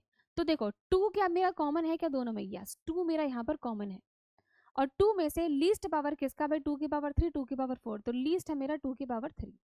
ठीक है, 5 कॉमन है क्या? हाँ 5 कॉमन है। लीस्ट पावर कौन सा भाई? 5 की पावर 1, ये 5 की पावर 3, तो 5 की पावर 1 ही लिखूंगी मैं। ठीक है, देखो 3 भी मेरा कॉमन है, तो कॉमन वाले सारे लेने हैं हमें। 3 वाला भी कॉमन है, यहाँ पे 3 की पावर 2, यहाँ पर भी 3 की पावर 2, 3 की पावर बराबर रही तो 3 की पावर 2 ही लिख देंगे। ठीक है, मैच कर लो भाई। सेकेंड वाला किसके साथ हो रहा है? 2 की पावर 3, 3 की पावर 2 और 5, मतलब ये मैच कर रहा है इसके साथ। ठीक है, लास्ट आपका उसके साथ होगा, बट मैं चेक कर लेती हूँ एक बार। ठीक है, यहाँ पर देखो, यहाँ पर 5 की पावर 7 है, यहाँ पर कहीं 5 दे ही नहीं रखा, मैंने साफ साफ लिखा है कॉमन प्राइम फैक्टर ही देखोगे, तो यहाँ पर 5 कॉमन नहीं है तो 5 नहीं लिखेंगे। ठीक है, 7 कॉमन है क्या? हाँ 7 कॉमन है। 2 कॉमन है क्या? हाँ 2 कॉमन है। 11 भी कॉमन नहीं है, 3 भी नहीं है, 5 भी नहीं है, तो ये हम नहीं लिखेंगे, हम सिर्फ कॉमन वाले को कंसिडर करेंगे। ठीक है, एचसीएफ में कॉमन प्राइम फैक्टर लेते हो, एलसीएम में सारे लेते हैं यूनिक प्राइम फैक्टर, जितने भी अलग अलग बन सकते हैं सब। ठीक है, एलसीएम में हाईएस्ट पावर, एचसीएफ में लीस्ट पावर। ठीक है, तो भाई 7 में लीस्ट पावर किसकी है? 5 और 4 मतलब 4। 2 में पावर लीस्ट किसकी है? 6, तो मेरा आंसर आ जाएगा 7 की पावर 4 और 2 की पावर 6, मतलब ये मेरा मैच करेगा 1 के साथ। ठीक है, करेक्ट आंसर देख लो। ए मैच कर रहा है 3 के साथ, A3 है, A3 है। ठीक है, A3 है। फिर बी मैच कर रहा है 4 के साथ, B4 के साथ, B4 के साथ। ठीक है, सी मैच कर रहा है 2 के साथ, C2 के साथ। ठीक है, मेरा करेक्ट आंसर हो गया है सी वाला ऑप्शन, और डी है आपका 1 के साथ। आगे बात समझ में? बढ़िया क्वेश्चन था। नेक्स्ट क्वेश्चन पर आगे बढ़ते हैं भैया। हमारा एलसीएम एचसीएफ से क्वेश्चन था सिंपल। चलो ये क्वेश्चन पढ़े, क्या लिखा है? स्टेटमेंट लिखा है कि XYZ कोई भी एक कंपनी है, हैज मार्क्ड इट्स प्रोडक्ट। अच्छा, उसने उसका कोई प्रोडक्ट वो सेल करती है जो भी, ठीक है, XYZ जो भी कंपनी है हमारी, वो कोई प्रोडक्ट सेल करती है और उसको उसने मार्क कर दिया, क्या बोला कि go ahead and purchase it if price and quality are your consideration. तो उन्होंने एक टैगलाइन दे दी। ठीक है, जो भी कंपनी, उन्होंने अपनी एक टैगलाइन दे दी, क्या लिख दी कि go ahead and purchase it. ठीक है, आप इसको आराम से परचेज करो, कस्टमर्स को बोला है। If price and quality are your consideration, अगर आपकी कंसिडरेशन प्राइस और क्वालिटी है, इसका मतलब हम कम से कम प्राइस में आपको प्रोडक्ट दे रहे हैं और बढ़िया क्वालिटी का प्रोडक्ट दे रहे हैं, यही कहने का मतलब हुआ ना। इसका मतलब क्या कह रहा है कि प्राइस भी कम है, क्वालिटी भी बढ़िया है। ठीक, अगर ऐसा आपका प्राइस और क्वालिटी का कंसिडरेशन है तो आप आराम से हमारा जो प्रोडक्ट है वो खरीद सकते हो। ठीक है, कंक्लूजन क्या हुआ? The product must be good in quality. हाँ, क्वालिटी बढ़िया है, ठीक है, ये तो बिल्कुल सही है। दूसरा क्या लिखा है? The price of the product must be reasonable. Obvious बात है कि प्राइस भी रीजनेबल है, कम प्राइस में हम आपको बढ़िया क्वालिटी का प्रोडक्ट दे रहे हैं, तो ये भी बात सही है। मतलब दोनों ही कंक्लूजन हम इस स्टेटमेंट से निकाल सकते हैं, तो बोथ कंक्लूजन्स आर करेक्ट। ठीक है, only one, only conclusion two, both conclusion 1 and 2 follows. ठीक है, डी वाला ऑप्शन हमारा करेक्ट हो जाएगा। ठीक है, इजी सा क्वेश्चन था, कुछ नहीं था इस क्वेश्चन में। चलो जी अगले क्वेश्चन पर आए क्या? चलो, अब ये जो नेक्स्ट क्वेश्चन है ना मेरा, ये क्वेश्चन है क्या? कैलेंडर से। ठीक है, कैलेंडर से हमारा ही क्वेश्चन है। अब कैलेंडर से जो क्वेश्चंस आते हैं, ठीक, ये आपको क्या करेंगे भाई, यहाँ पर आपको बस देखना होता है कि आपका कोई लीप ईयर तो नहीं है। ठीक है, क्योंकि लीप ईयर यहाँ पर आपका बहुत इंपॉर्टेंट रोल प्ले करेगा। लीप ईयर मतलब वो ईयर जिसमें आपके फरवरी के मंथ में 19 फरवरी का डेट भी आएगा, सॉरी 29 का, 29। ठीक है, 29 फरवरी का डेट भी आएगा। ठीक है, लिखा है इफ जनवरी 1 इज फ्राइडे। ठीक है, 1 जनवरी अगर फ्राइडे है, ठीक है, ईयर नहीं बताया गया है।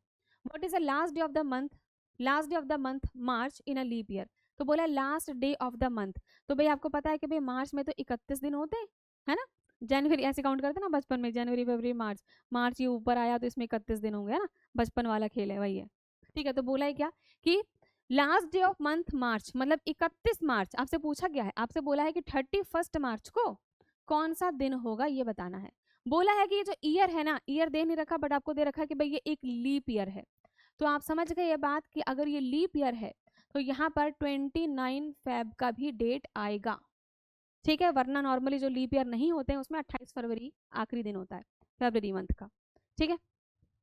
अब देखो क्वेश्चन में कुछ रह नहीं गया, कुछ खास यहाँ पर कोई मैं आपको ट्रिक मतलब नहीं सिखाऊंगी, ऐसा बहुत बेसिक सी बात हम समझेंगे। आपको पता है ऑलरेडी कि भाई एक हफ्ते में 7 दिन होते हैं, है ना। मैं संडे से लेकर Sunday Monday Tuesday Wednesday Thursday Friday Saturday 7 दिन होते हैं, ठीक है। तो मतलब अगर आज संडे है तो ठीक 7 दिन बाद अगला जो दिन होगा वो फिर से संडे होगा, है ना। 7 प्लस ऐड करोगे आप, 7 को ऐड करोगे तो वही सेम डे आ जाएगा।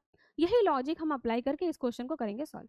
देखो 1 जनवरी को फ्राइडे है तो 1 + 7 मतलब 8 हो गया, तो 8 जनवरी को भी फ्राइडे होगा, ऐसे लिखते जाती हूँ मैं, 8 जनवरी को भी फ्राइडे होगा, ठीक है। अब इस तरीके से ऐड करते जाओ फटाफट, कुछ नहीं है क्वेश्चन में। 1 जनवरी को फ्राइडे था तो 1 + 7 8 जनवरी को भी फ्राइडे है, ठीक है। फिर 8 + 7, अब ऐसे लिखने की जरूरत नहीं है, बार बार मैं लिख के दिखा रही हूँ आपको, आप अपना ओरली भी कर लोगे, ठीक है। कि 8 जनवरी को फ्राइडे हुआ, फिर 8 + 7 कितना हो जाएगा, 7 7 14 15, ठीक है। तो 15 जनवरी को भी फ्राइडे होगा, है ना, 15 जनवरी को भी फ्राइडे होगा। फिर 15 + 7 कर लोगे आप, तो 15 + 7 कितना हो जाएगा आपका, 22 जनवरी को भी फ्राइडे होगा, ठीक है। फिर 22 + 7 कर लोगे आप, तो 22 + 7 आपने जैसे किया तो आपका आ गया 29, कि 29 जनवरी को भी फ्राइडे होगा, ठीक है। अब 29 + 7 करेंगे तो भाई काउंटिंग ऐसे मत कर जाना 29 30 31 32, अरे भाई जनवरी के मंथ में 31 ही दिन होते हैं, ठीक है। तो 29 जनवरी को फ्राइडे है, ठीक है। 7 ऐड करना है, तो 29 के बाद 30 31, फिर 1 2 3 4 5, मतलब 5 फैब को अब फ्राइडे होगा, है ना। 5 फैब को आपका फ्राइडे होगा। अब 5 फैब के बाद भाई 5 + 7 कर लो, 5 + 7 कितना आ जाएगा, 12 फैब को भी फ्राइडे है, ठीक है। फिर 12 + 7 कर लो, +7 करना है, कोई खास क्वेश्चन में है नहीं कुछ भी, ठीक है। 12 + 7 कितना हो जाएगा, 19 हो जाएगा, ठीक है। 19 + 7 कर लो, 19 + 7 किया तो 26 आ गया, ठीक है। मतलब 26 को भी मेरा यहाँ पे ऐसे लिखती हूँ, ठीक है। 19 + 7 किया तो 26 फैब आ गया, ठीक है। 26 फैब को भी मेरा क्या हो जाएगा, फ्राइडे हो जाएगा। अब 26 फैब के बाद +7 कर रहे हैं हम, तो 26 के बाद 27 28 29, क्योंकि लीप ईयर है तो ये गलती मत करना, ठीक है। 26 फरवरी के बाद 27 फैब, फिर 28, फिर 29, ठीक है। फिर 1 2 3 4, मतलब 4 मार्च को फिर से आपका फ्राइडे होगा, ठीक है। 4 मार्च को फ्राइडे होगा, ठीक है। 4 के बाद 4 + 7 करो, 11 मार्च को भी फ्राइडे होगा। 11 + 7 करो, 18 मार्च को भी फ्राइडे होगा, ठीक है। 18 + 7 करो, 25 मार्च को भी फ्राइडे होगा। अब 25 तक पहुंच गए, मुझे चाहिए था 31 मार्च के बारे में, ठीक है। 31 मार्च के बारे में मुझे चाहिए था, तो 25 मार्च अगर फ्राइडे है, 26 27 28 29 30 और 31, मुझे 31 मार्च ही चाहिए। जब ये मेरा फ्राइडे है तो ये हुआ Saturday Sunday Monday Tuesday Wednesday और ये हो जाएगा थर्सडे। आपका आंसर निकल चुका है कि 31 मार्च को थर्सडे होगा, थर्सडे, ठीक है। डी वाला ऑप्शन जो है वो मेरा करेक्ट है। अब देखो ये क्वेश्चन आपको ऐसा लग रहा होगा भाई इतना करना, इतना लिखना ही नहीं है, मैं आपको लिख के सिर्फ समझा रही हूँ। आप ओरली करोगे कि भाई 1 जनवरी को फ्राइडे है, ठीक है। तो 1 + 7 कितना होता है, 8 8 भी फ्राइडे। अब 8 + 7 कितना, आप ओरली कर रहे हो इसको, 8 + 7 कितना होता है, 15 15 को भी फ्राइडे, 15 + 7 22 22 फ्राइडे, 22 + 29, ठीक है, फ्राइडे। 22 + 7 29 हो गया। तो ऐसे साथ साथ आपको ऐड करना है सिर्फ, तो ओरली कर लोगे, लिखने की कुछ जरूरत नहीं है आपको। बस ध्यान क्या रखना है कि भाई लीप ईयर है तो 29 फरवरी की डेट भी आएगी, ठीक है। अगर आपने 28 तक लिया होता तो गड़बड़ कर देते, ठीक है। बस ये ध्यान रखकर हमने यहाँ पर अपना निकाल लिया कि भाई थर्सडे होगा 31 मार्च को। चलो जी ये भी हो गया हमारा। नेक्स्ट क्वेश्चन अब आपके सामने है, इस क्वेश्चन को भी फटाफट कर लेते हैं, ठीक है। Let's do this question. देखो a capsule of medicine is in the form of sphere, ठीक है। तो ये हमारा स्फेयर है, आपको पहले बता दिया कि भाई कौन सा फिगर है मेरे पास, यहाँ पर एक स्फेयर दे रखा है, स्फेयर सर्कल नहीं है, स्फेयर है, स्फेयर जैसा हमारा अर्थ है, अर्थ इज अ स्फेयर, ठीक है। चलो अ capsule of medicine is in the shape of sphere of diameter, बोला है डायमीटर, तो आपको बेसिक सी बात पता है, डायमीटर होता है कि भाई पूरा सेंटर से क्रॉस करता हुआ आपका एक साइड से दूसरी साइड, ये है आपका कंप्लीट डायमीटर जो कि है 2.8 mm, ठीक है। और आपको पता है कि डायमीटर जो है वो 2 टाइम्स ऑफ रेडियस होता है, ठीक है। तो रेडियस मेरा क्या हो जाएगा, यहाँ से रेडियस हो जाएगा मेरा d/2, तो डी है मेरा 2.8, तो 2.8 डिवाइड बाई 2 मतलब कि 2 1 जा 2, 2 4 जा 8, 1.4 mm मेरा रेडियस निकल चुका है। ठीक है, मतलब ये वाला जो पार्ट है मेरा यहाँ से लेकर ये ग्रीन, ये मेरा 1.4 mm है। ठीक है, अब आगे देखो question, how much medicine is needed to fill this capsule. ठीक है, 1 डेसिमल प्लेस तक आपको आंसर निकालना है।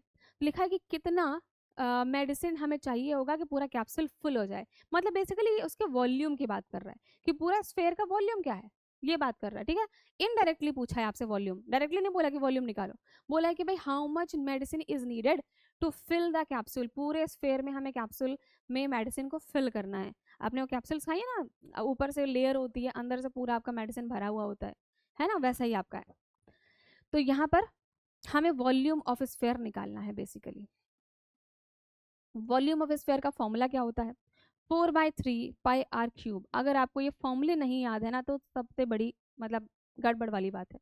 ये बेसिक फॉर्मूले आपको आने ही आने चाहिए। ठीक है, वॉल्यूम निकालना, सरफेस एरिया निकालना, ठीक है, आपका एरिया निकालना, ठीक, कर्व सरफेस, लेटरल सरफेस, जो भी होता है, टोटल सरफेस एरिया, ये सब बेसिकली आपको आना चाहिए। ये सारे फॉर्मूले आपको याद होने चाहिए, सभी सारे के सारे आपके शेप्स के, स्फेयर, रेक्टेंगल, सिलेंडर, कोन, है ना, आपका सर्कल, ये सब के आपको आने चाहिए। चलो पुट करते हैं सारी चीज़ें। 4/3 पाई आपको दे रखा है कि भाई 22/7 आपको लेना है, जो दे रखा है तो हम वैसे ही लेंगे। आर क्यूब, रेडियस क्या निकाला मैंने, रेडियस निकाला है 1.4 mm, तो 1.4 का क्यूब। ठीक है, बस इसको हमें यहाँ पर सॉल्व करना है, सॉल्व करके अपना आंसर आप निकालोगे। ठीक है, और देखो कोई यूनिट भी नहीं चेंज करनी, क्वेश्चन में हमेशा ना यूनिट एक बार देख लिया करो आप। ठीक है, तो आपने यूनिट देखी क्या कि यहाँ पर रेडियस mm में है और जो वॉल्यूम निकाला वो mm क्यूब में ही दे रखा है। ठीक है, तो आपका जो वॉल्यूम होता है वो क्यूब में ही निकलता है, mm क्यूब में निकलेगा। ठीक है, तो मतलब यहाँ पर क्या है, आपको कोई अपना यूनिट भी चेंज नहीं करना, mm में दे रखा था, mm क्यूब में ही वॉल्यूम है। सिंपली इस क्वेश्चन को सॉल्व करना है। यहाँ पर सिर्फ हम ये जो वैल्यूज आपको दे रखी है इसको हमें सिर्फ मल्टीप्लाई डिवाइड करके इसको सॉल्व करना है और आंसर आ जाएगा। अब आप इस पूरे को आप खुद से सॉल्व कर लेना भाई। जब खुद से सॉल्व करोगे तो यहाँ पर आपका आएगा 11.5 mm क्यूब। ठीक है, सिर्फ सॉल्विंग रह गया है और कुछ नहीं है। क्लियर, चलो जी, 11.5 mm क्यूब आपका आ गया आंसर, मतलब जो ए वाला ऑप्शन है that is the correct one. ठीक है, ए वाला ऑप्शन जो है वो आपका बिल्कुल सही है। आई थिंक आपको ये क्वेश्चन भी क्लियर है। चलो, इसके बाद एक क्वेश्चन ये रहा आपके सामने, इसको भी सॉल्व कर लेते हैं। क्या लिखा है, necklace is related to jewellery in the same way shirt is related to. तो क्या बोला है आपसे कि भाई जिस तरीके से नेकलेस, ये आपका क्वेश्चन एनालॉजी का है। ठीक है, बोला है कि जिस तरीके से नेकलेस ज्वेलरी से रिलेटेड है, ठीक है, उसी तरीके से शर्ट कौन से वर्ड से रिलेट करेगा। ऑप्शन है क्लोथ, एपरल, कॉटन, थ्रेड। तो देखो पहले लिखा है necklace is related to jewellery, तो ज्वेलरी जो होता है वो एक बड़ा मतलब हम कह सकते हैं वर्ड है। ठीक है, ज्वेलरी के अंदर सब कुछ आता है, नेकलेस भी आ जाएगा, इयररिंग्स भी आ जाएंगे, है ना, सारे के सारे आपके आ जाएंगे। तो ज्वेलरी एक बड़ा वर्ड है जिसके अंदर नेकलेस एक छोटी सी चीज है ना, एक पार्ट है बेसिकली। तो हमें यही देखना है। अब यहाँ पे लिखा है कि शर्ट, तो शर्ट एक छोटी सी चीज है। शर्ट के लिए भाई शर्ट किस कैटेगरी में आता है, ठीक है, नेकलेस किस कैटेगरी में है, ज्वेलरी। ठीक है, शर्ट किस कैटेगरी में है, मतलब एक बड़ा वर्ड आपको बताना है। तो क्लोथ तो नहीं लिख सकते, क्लोथ मतलब तो आपका कपड़ा हो गया, कोई भी कपड़ा हो जाएगा, चाहे आप उससे शर्ट बनाओ, चाहे आप पैंट बनाओ, चाहे आप कुछ भी बनाओ। ठीक है, तो क्लोथ हम नहीं लिख सकते हैं बेसिकली अभी। ठीक है, apparel, yes apparel is a good word. Apparel मतलब क्या हो जाएगा कि अप्रैल आपका कैसा भी आपका क्लोथ जो है वो हो सकता है। ठीक, उसका हम कुछ भी मतलब एक बड़ा वर्ड है। ठीक है, जिस कैटेगरी में अप्रैल की कैटेगरी में आपके शर्ट्स आ जाते हैं। ठीक है, सारे कपड़े आपके उसमें आ जाएंगे। तो अप्रैल यहाँ पर परफेक्टली फिट कर रहा है। ठीक है, सिर्फ क्लोथ नहीं। ठीक है, अप्रैल गुड वर्ड है। ओके, कॉटन, कॉटन भी नहीं है भाई, थ्रेड भी नहीं है। तो हमारा जो बड़ा वर्ड था मतलब जो रिलेटेबल है कि भाई ज्वेलरी के कैटेगरी में, ज्वेलरी के कैटेगरी में, ठीक है, ज्वेलरी में आपके नेकलेस, इयररिंग्स वगैरह सब कुछ आ जाते हैं। उसी तरीके से अप्रैल की कैटेगरी में शर्ट, पैंट्स, ठीक है, सब कुछ आ जाएगा। तो अप्रैल एकदम सही है, बी वाला ऑप्शन जो है वो मेरा एकदम सही हो जाएगा। तो इस तरीके से भाई हमने 2023 के पेपर में अभी तक कितने क्वेश्चन हो गए हमारे, यहाँ पर हमने 10 क्वेश्चन कर लिए। ठीक है, तो बाकी के जो क्वेश्चन हैं उसको हम अगली क्लास में करेंगे। ठीक, तब तक के लिए अगर आपको कोई भी क्वेश्चन समझ नहीं आया तो आप आराम से मुझसे कभी भी पूछ सकते हैं, मैं आपको बता दूंगी किसी भी क्वेश्चन में अगर कोई भी डाउट हो तो। कि भाई जैसे ही आपके सामने क्वेश्चन आता है, ठीक है, आपका ये जो जनरल टेस्ट का पेपर है, सिर्फ ऐसे आपको नहीं सीखोगे कि मैं यहाँ पर क्वेश्चन दिखाऊं आपको और खुद ही क्वेश्चन सॉल्व करूं और आप सिर्फ वीडियो को चलाकर देख रहे हो, तो इससे काम नहीं चलने वाला। ठीक है, आपको खुद से यहाँ पर थोड़ा सा ट्राई करना पड़ेगा क्वेश्चंस को सॉल्व करने का। मैं तो करवाऊंगी ही, बट उससे पहले आपको खुद से ये सोचना है कि क्या आप क्वेश्चन पढ़ के आपका मतलब कितना मेंटल एबिलिटी है, ठीक है, कितना भी आपका मतलब लॉजिकली आप सोच पा रहे हो क्वेश्चन को, और क्या आप उस हद तक सोच पा रहे हो कि आप आंसर तक पहुंच जाओ। ठीक है, तो ये आपको पहले खुद को एनालाइज करना है। देखो सबका लेवल अलग होता है ना, सबका जो लॉजिकल एबिलिटी है हमारा, है ना, सबका डिफरेंट है। तो आपको पहले तो खुद एनालिसिस करना पड़ेगा कि भाई मैं किस लेवल पे हूँ, मतलब मैं कितना लॉजिकली सोच पा रहा हूँ क्वेश्चन को। ठीक है, तो आप जब भी वीडियो देखते हैं तो आप क्या करोगे, क्वेश्चन आपके सामने आएगा, वीडियो को पॉज करना, ठीक है, क्वेश्चन पढ़ो, ट्राई करो, ठीक है, 2 मिनट लगाओ, 2 मिनट नहीं तो कम से कम 1 मिनट लगाओ क्वेश्चन पे। ठीक है, अगर आप खुद से सोच पा रहे हो कि हाँ ठीक है इजी क्वेश्चन है, हो जाएगा, तो आप ट्राई करो खुद से। ठीक है, अगर आपको लग रहा है कि आप कहीं गलती कर रहे हो या आपको क्वेश्चन समझ ही नहीं आ रहा, कैसे हम आगे बढ़ेंगे, तो आप वीडियो को फिर प्ले करके आराम से आप उसका सॉल्यूशन देख सकते हो। ठीक है, लेकिन ये काम नहीं करना कि बस वीडियो चला दी और एकदम जैसे हम बाकी के सब्जेक्ट्स देखते हैं वैसे हम आराम से लेट के देख रहे हैं, ये काम नहीं करना है, इससे आप सीखोगे नहीं। ठीक है ना, चलो जी, तो 11th क्वेश्चन आपका आपके सामने है। क्या है क्वेश्चन, देखो, there are 5 students A B C D and E and they are good in various subjects like B and E are good in dramatics and computer science, A and B are good in computer science and physics, फिर लिखा है A D C are good in physics and history, फिर लिखा है C and A are good in physics and mathematics, D and E are good in history and dramatics, who is good in computer science, history and dramatics. तो बहुत basic सा question है भाई, कुछ नहीं है इस क्वेश्चन में, नथिंग, सब कुछ आपको दे रखा है ऑलरेडी। ठीक है, तो जैसे जैसे दे रखा है ना उस हिसाब से हम यहाँ पर पहले एक पिक्टोरियल डायग्राम बना लेंगे ताकि हमारा काम बहुत आसान हो जाए। ठीक है, क्योंकि स्टेटमेंट्स कंफ्यूजिंग होते हैं, तो जो भी स्टेटमेंट आपको दे रखा है सबसे पहले आप खुद से उसका एक पिक्टोरियल डायग्राम बना लिया करो। ठीक है, उसके बाद आंसर करना बहुत ईजी हो जाता है। देखो कितने बच्चे हैं पहले ये बताओ, how many students, there are 5 students A B C D और E। ठीक है, 5 है, यहाँ पे मैं लिख देती हूँ, A है, B है, C है, D है और E है। ठीक है, इसके बाद अब यहाँ पर दे रखा है कि भाई कुछ सब्जेक्ट्स हैं जिसमें ये अच्छे हैं। ठीक है, देयर आर सम सब्जेक्ट जिसमें ये लोग अच्छे हैं, तो यहाँ पर एक इस तरीके से मैंने टेबल सा बना लिया। ठीक है,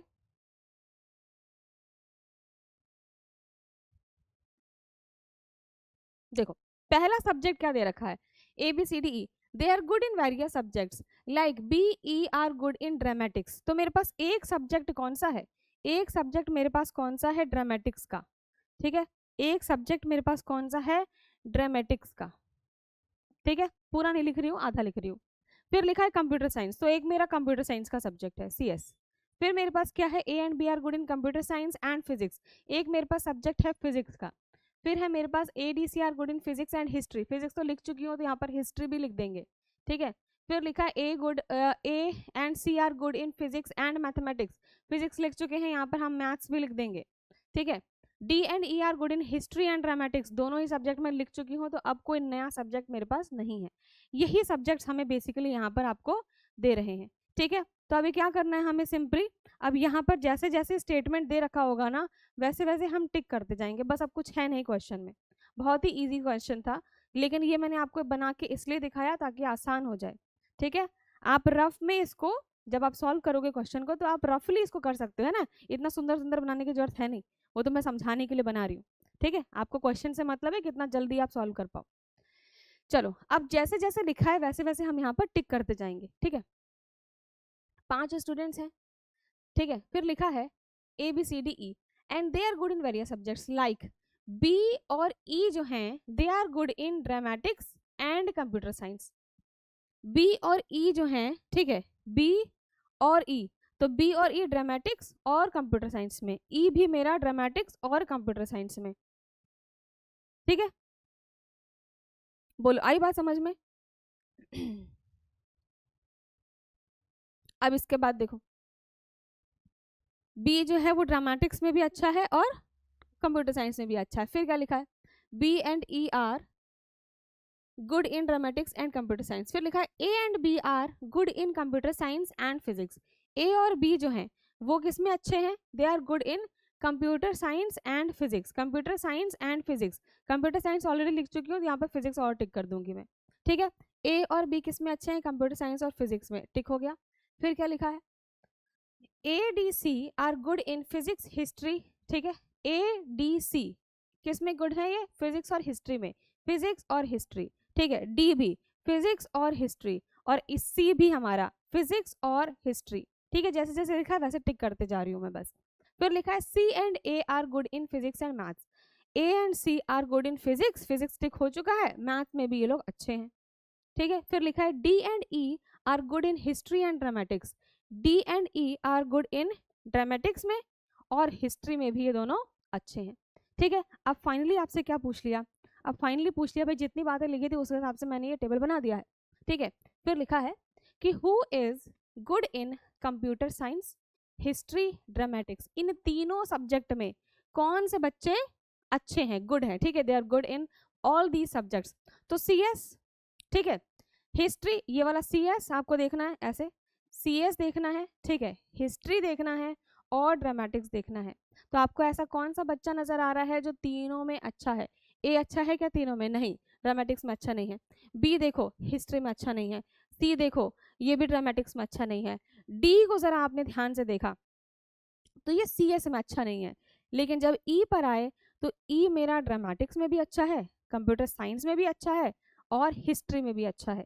मतलब E मेरा कॉमन है, जिसको ये तीनों ही सब्जेक्ट्स बहुत बढ़िया तरीके से आते हैं, है ना। E is good in all these 3 subjects. तो मेरा करेक्ट आंसर क्या हो जाएगा यहाँ पर? E वाला ऑप्शन। बोलो जी, आसान था, ठीक है। बहुत ही सिंपल क्वेश्चन, जैसे जैसे स्टेटमेंट दे रखा है वैसे वैसे क्वेश्चंस को पढ़ते जाएंगे, स्टेटमेंट को पढ़ते जाएंगे और वैसे वैसे हम एक डायग्राम इस टाइप से बनाते जाएंगे। फाइनली देखना है कि भाई तीनों सब्जेक्ट में कौन अच्छा था। तो E तीनों सब्जेक्ट्स में ही अच्छा है, ठीक है। आंसर हमारा आ चुका है। चलिए आते हैं अगले क्वेश्चन पर। नेक्स्ट क्वेश्चन आपके सामने। नेक्स्ट क्वेश्चन क्या है? अ tower stands vertically on the ground, ठीक है। क्या बोला है भाई? दिस इज हॉरिजॉन्टल और ये वर्टिकल है ना, आपको पता है। तो बोला है क्या कि एक टावर है, ठीक है, जो कि वर्टिकली ग्राउंड पे लगा हुआ है। तो टावर तो मेरा ऐसे ही लगा होगा, ठीक है। टावर मेरा कैसा है? इस तरीके से है। फिर क्या बोला? From a point on the ground which is 18 metre away from the foot of the tower.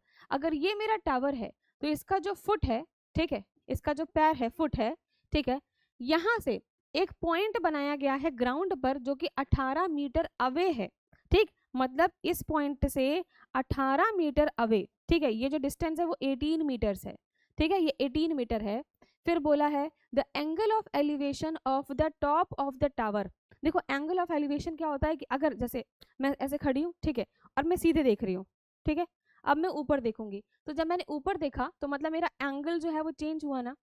अरे भाई एंगल अभी कैसा मेरा सीधा देख रही हूँ बिल्कुल, अब मैं जब ऊपर देख रही हूँ तो एंगल आपका बढ़ा, ठीक है। तो यहाँ पर भी अगर आप इस पोजीशन पे हो, ठीक, और बोला क्या है कि the angle of elevation of the top of the tower, मतलब आप यहाँ से टॉप ऑफ द टावर देख रहे हो, ठीक, यहाँ से आप टॉप ऑफ द टावर देख रहे हो। तो जो एंगल ऑफ एलिवेशन है, मतलब ये वाला जो मेरा एंगल है, this is known as angle of elevation, is found to be 30 degree. तो ये जो एंगल है मेरा वो 30 डिग्री आपको दे रखा है। बोला है find the height of the tower. तो मुझे भाई इसकी हाइट बता दो आप, टावर की क्या है, ठीक है। इसका हाइट बताना है आपको, मतलब यहाँ से लेकर, ठीक है, ये H से रिप्रेजेंट कर रही हूँ हाइट, ये मुझे यहाँ पर कैलकुलेट करना है, ठीक है। अब मैंने क्या किया, अब आपने पूरा डायग्राम जैसे जैसे दे रखा था वैसे वैसे बना लिया है, ठीक है। और आपको दिखा एक राइट एंगल ट्राइंगल, है ना। तो मैं काम करती हूँ, इसको भाई नाम दे देती हूँ, है ना। इस पॉइंट को मैंने O कह दिया, इसको मैंने A कह दिया और इसको मैंने B कह दिया। इस तरीके से मैंने इनको नाम दे दिया है, सिंपल, ठीक है। अब यहाँ पर क्या काम आएगा? देखो सबसे पहले ध्यान दो कि मुझे निकालना क्या है। पहले तो मुझे फाइंड आउट करना है, पहले तो वो देखना है, मुझे फाइंड आउट करना है इसका हाइट। इसका मतलब आपको पता है कि एक राइट एंगल ट्राइंगल में ये जो है वो मेरा हाइपोटेनियस होता है, ये जो है मेरा वो परपेंडिकुलर होता है, ये जो है वो मेरा बेस होता है। इतना बेसिक आप सभी को ऑलरेडी आता है ना, इतना आपने मैथ्स में पढ़ा हुआ है। तो इस क्वेश्चन में आपसे क्या पूछा? आपसे पूछा है परपेंडिकुलर, है ना, आपसे परपेंडिकुलर पूछा है। अच्छा, अब परपेंडिकुलर के अलावा क्या आपको हाइपोटेन्यूज दे रखा है? नहीं दे रखा, लेकिन आपको ये दे रखा है 18 मीटर। ये 18 मीटर क्या है? This is base. तो आपको बेस गिवन है, ठीक है, और परपेंडिकुलर पूछा है। तो आपने एक शॉर्टकट तरीका जरूर ही पढ़ा होगा, मुझे पक्का से भरोसा है कि पंडित बद्री प्रसाद हर हर बोले, है ना, चाहे कोई भी आप यहाँ पे दूसरा निमोनिक से याद करो, मुझे कोई मतलब नहीं है कि आप कौन से निमोनिक से याद कर रहे हो, लेकिन भाई आपको ये याद होना चाहिए PBP HHB। नॉर्मली भी याद कर सकते हैं, कोई निमोनिक की जरूरत नहीं है, PBP HHB। ठीक है, ओके। तो अब ये भी पता है कि परपेंडिकुलर हाइपोटेनियस जो होता है वो मेरा होता है साइन थीटा। ठीक है, फिर बेस अपॉन हाइपोटेनियस होता है मेरा कॉस थीटा, फिर परपेंडिकुलर अपॉन बेस होता है टेन थीटा। ठीक है, फिर साइन का अपोजिट कॉसेक होता है। ठीक है, फिर कॉस का अपोजिट आपका क्या होता है, सैक होता है, और टेन का अपोजिट होता है कॉट। ये बात आपको पता है ऑलरेडी। ठीक है, अब भाई इस PBP HHB से मुझे क्या चाहिए, मुझे क्या चाहिए, मेरे पास बेस पता है मुझे, लेकिन मुझे परपेंडिकुलर निकालना है, मतलब मुझे परपेंडिकुलर और बेस की जरूरत है। तो परपेंडिकुलर और बेस आपको कहाँ नजर आता है, इसमें। और परपेंडिकुलर अपन बेस क्या हो गया, this is sine, this is cos, this is ten. तो मतलब कि टेन थीटा मुझे चाहिए, टेन थीटा। ठीक है, टेन थीटा किसके बराबर हो जाएगा, परपेंडिकुलर अपॉन बेस के। ठीक है, अब थीटा क्या है यहाँ पर आपको दे ही रखा है भाई, थीटा क्या है, एंगल क्या है, 30 डिग्री, मतलब थीटा की वैल्यू है 30 डिग्री, टेन 30। अब क्या आप मुझे टेन 30 की वैल्यू बता सकते हो कि टेन 30 डिग्री किसके बराबर होता है भाई, टेन 30 किसके बराबर होता है, 1/√3 के। ठीक है, अब ये मत बोलना कि ये नहीं पता आपको, ठीक है, बहुत बेसिक मैथ्स है। Tan 30 degree is equal to कितना होता है हमारा, 1/√3 के बराबर। ठीक है, चलो आगे बढ़े। परपेंडिकुलर अपॉन बेस, परपेंडिकुलर तो मुझे निकालना है, तो मुझे हाइट निकालनी है। ठीक है, एच से रिप्रेजेंट कर रही हूँ मैं, बेस मुझे पता है 18। तो अब आपके पास ये इक्वेशन बन गई क्या, सिंपल से। क्या आप इसको कैलकुलेट करके एच नहीं निकाल पाओगे, बोलो। एच क्या हो जाएगा मेरा भाई, √3 इधर चला गया, तो ये हो जाएगा मेरा √3h इज इक्वल टू 18 आपका इधर आ गया। ठीक है, अब √3 को अब आप इधर ले जाओगे, क्योंकि मुझे h की वैल्यू बेसिकली निकालनी है ना, तो √3 हम इधर ले जाएंगे, तो मेरा h आया है अभी 18/√3। ठीक है, बट अब आप ऑप्शन देखो, ऑप्शन में क्या लिखा है, 15√3, 6√3, 5√3, 10√3। तो अभी तक मेरे पास ऐसा कोई ऑप्शन तो नहीं मिल रहा है ना, ऐसा कोई ऑप्शन मुझे नहीं मिला। ठीक, लेकिन आपने ऑप्शन में देखा कि हर ऑप्शन में मेरा √3 जरूर दे रखा है। इसका मतलब भाई अगर मुझे यहाँ पर भी √3 चाहिए, ठीक है, तो मुझे दोनों तरफ √3 से मल्टीप्लाई, है ना, और डिवाइड करना पड़ेगा, मतलब न्यूमरेटर डिनोमिनेटर दोनों में √3 से मैंने मल्टीप्लाई कर दिया, मैंने कुछ चेंज नहीं किया है। ठीक है, ये वैल्यू थी आपकी, तो आप ऐसा नहीं करना कि आप एक ही जगह करोगे, है ना, दोनों तरफ, मतलब न्यूमरेटर में भी डिनोमिनेटर में भी मैंने √3 से मल्टीप्लाई कर दिया, ताकि मेरे इस आंसर में कोई चेंज ना आए। ठीक है, अब जरा देखो, जब मैंने ये काम कर दिया तो ऊपर तो आ जाएगा मेरा 18√3, डिवाइड बाय क्या आ जाएगा, √3 इंटू √3 किसके बराबर होता है, 3 के बराबर। भाई जब दो रूट मिलते हैं तो आपका वो नंबर बन जाएगा, √3 3 के बराबर हो गया, तो यहाँ पे 3 आ गया। अब 3 की टेबल में 18 तो आता ही है। ठीक है, तो 3 6 जा 18। ठीक है, तो यहाँ पर आ जाएगा मेरा आंसर 6√3।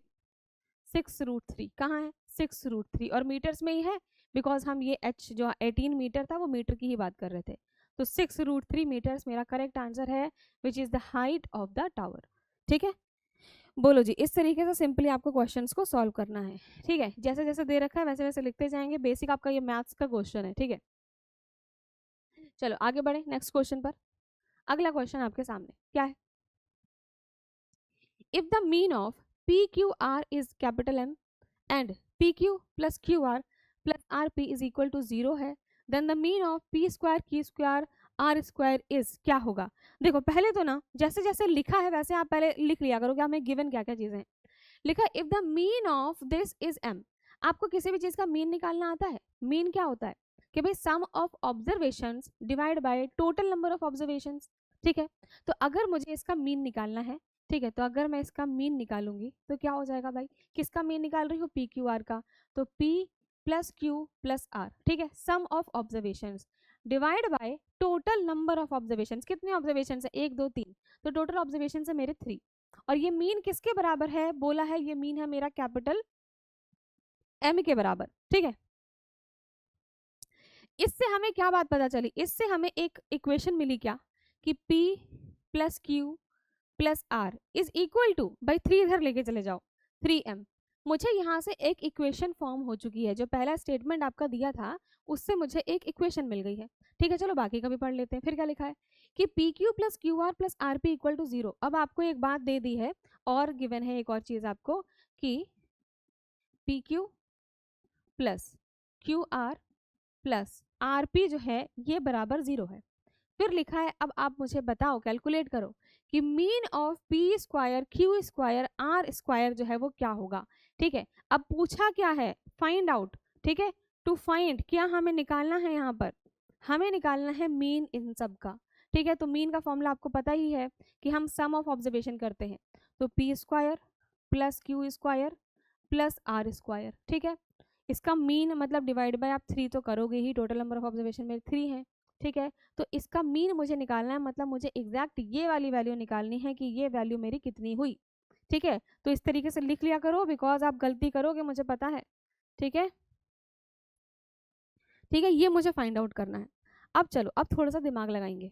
ठीक है, अब क्या दिमाग लगाया कि भाई मुझे ये तो निकालना था, मुझे दे क्या क्या रखा है, मुझे एक तो ये बात दे रखी है और एक मुझे ये भी बात दे रखी है कि ये इक्वल टू 0 है।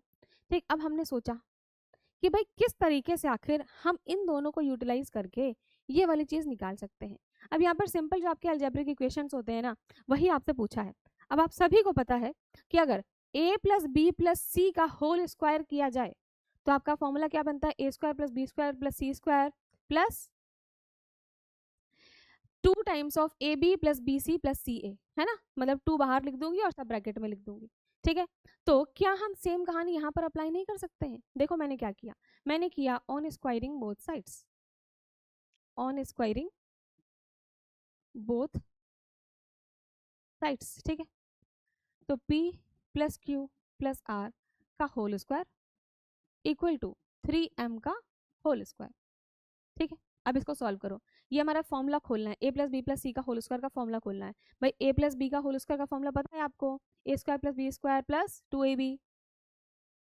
ठीक है ना, अब A square A plus B plus C का होल स्क्वायर का फॉर्मूला क्या होता है, ए स्क्वायर मतलब कि पी स्क्वायर, बी स्क्वायर मतलब कि क्यू स्क्वायर, सी स्क्वायर मतलब कि R square plus 2 times of A B मतलब कि पी क्यू, बी सी मतलब कि Q R plus C A मतलब कि आर पी।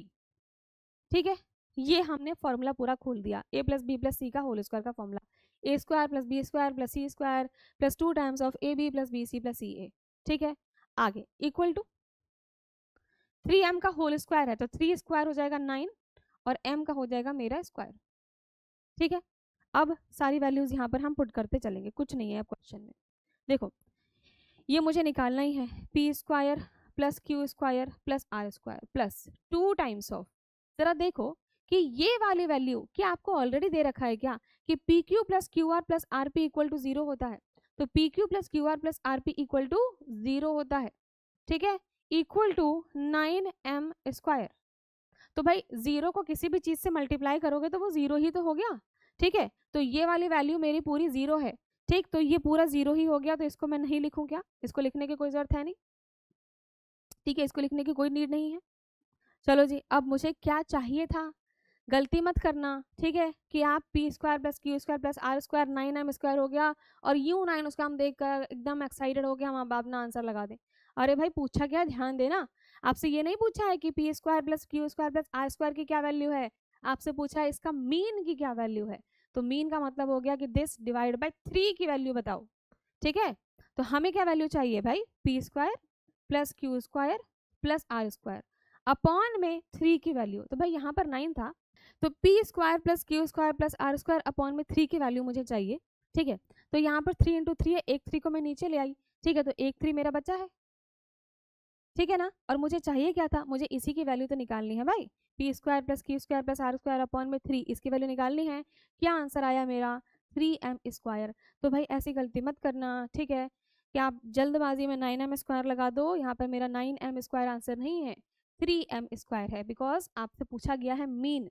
ठीक है ना, तो इस टाइप के क्वेश्चंस को देखो, बहुत ईजी सा क्वेश्चन था। ठीक है, मीन आपको पता होना चाहिए कि कैसे मीन निकालते हैं, और सिंपल आपको ये वाले फॉर्मूले पता होने चाहिए, है ना, कि a प्लस बी का होल स्क्वायर का क्या फॉर्मूला होता है, a plus B plus C का होल स्क्वायर का फॉर्मूला क्या होता है। तो सिंपली ये फॉर्मूला यूज करके हमने अपना क्वेश्चन सॉल्व कर लिया है। ठीक है, कोई बड़ी बात इसमें नहीं है। चलो जी, आगे देखें, क्या नेक्स्ट क्वेश्चन देखते हैं। अगला क्वेश्चन है आपके पास, देखो ध्यान से, Rakesh Amit and Suresh started a business. तो भाई 3 लोगों ने मिलकर एक बिजनेस चलाना स्टार्ट किया। ठीक है, अब बोला है राकेश इन्वेस्टेड 1/2 पार्ट, मतलब जो भी एक अमाउंट था ना भाई, तीनों ने मिलकर बिजनेस चालू किया है, ठीक है, तो तीनों कुछ ना कुछ अमाउंट अपना इन्वेस्ट करेंगे, है ना, कुछ ना कुछ पैसा लगाएंगे तभी ना बिजनेस होता है, ठीक है, तो कुछ ना कुछ वहां पे वो अपना अमाउंट लगा रहे हैं, इन्वेस्ट कर रहे हैं कुछ अमाउंट, ठीक। तो बोला गया है कि राकेश इन्वेस्ट करता है कितना, 1/2 पार्ट, ठीक है, Amit 1/3 part, and rest of the capital was invested bye Suresh, ठीक है। तो आपको सिर्फ एक बात बताई गई, हिंट बताया गया है कि राकेश ने जो भी एक्स अमाउंट था, मेरा टोटल अमाउंट, उसका 1/2 पार्ट किया है, और अमित ने उसका 1/3 पार्ट किया है, और जो बचा हुआ अमाउंट है वो सारा सुरेश ने लगाया है, ठीक है।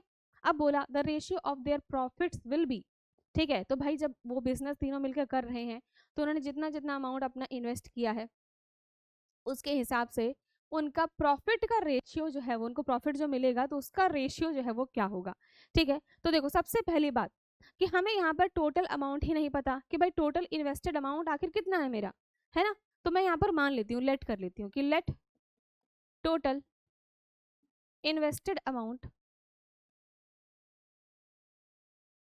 Late total invested amount be X, ठीक है। मैंने क्या किया, टोटल जो इन्वेस्टेड अमाउंट था उसको मैंने यहाँ पर एक्स मान लिया है, ठीक है।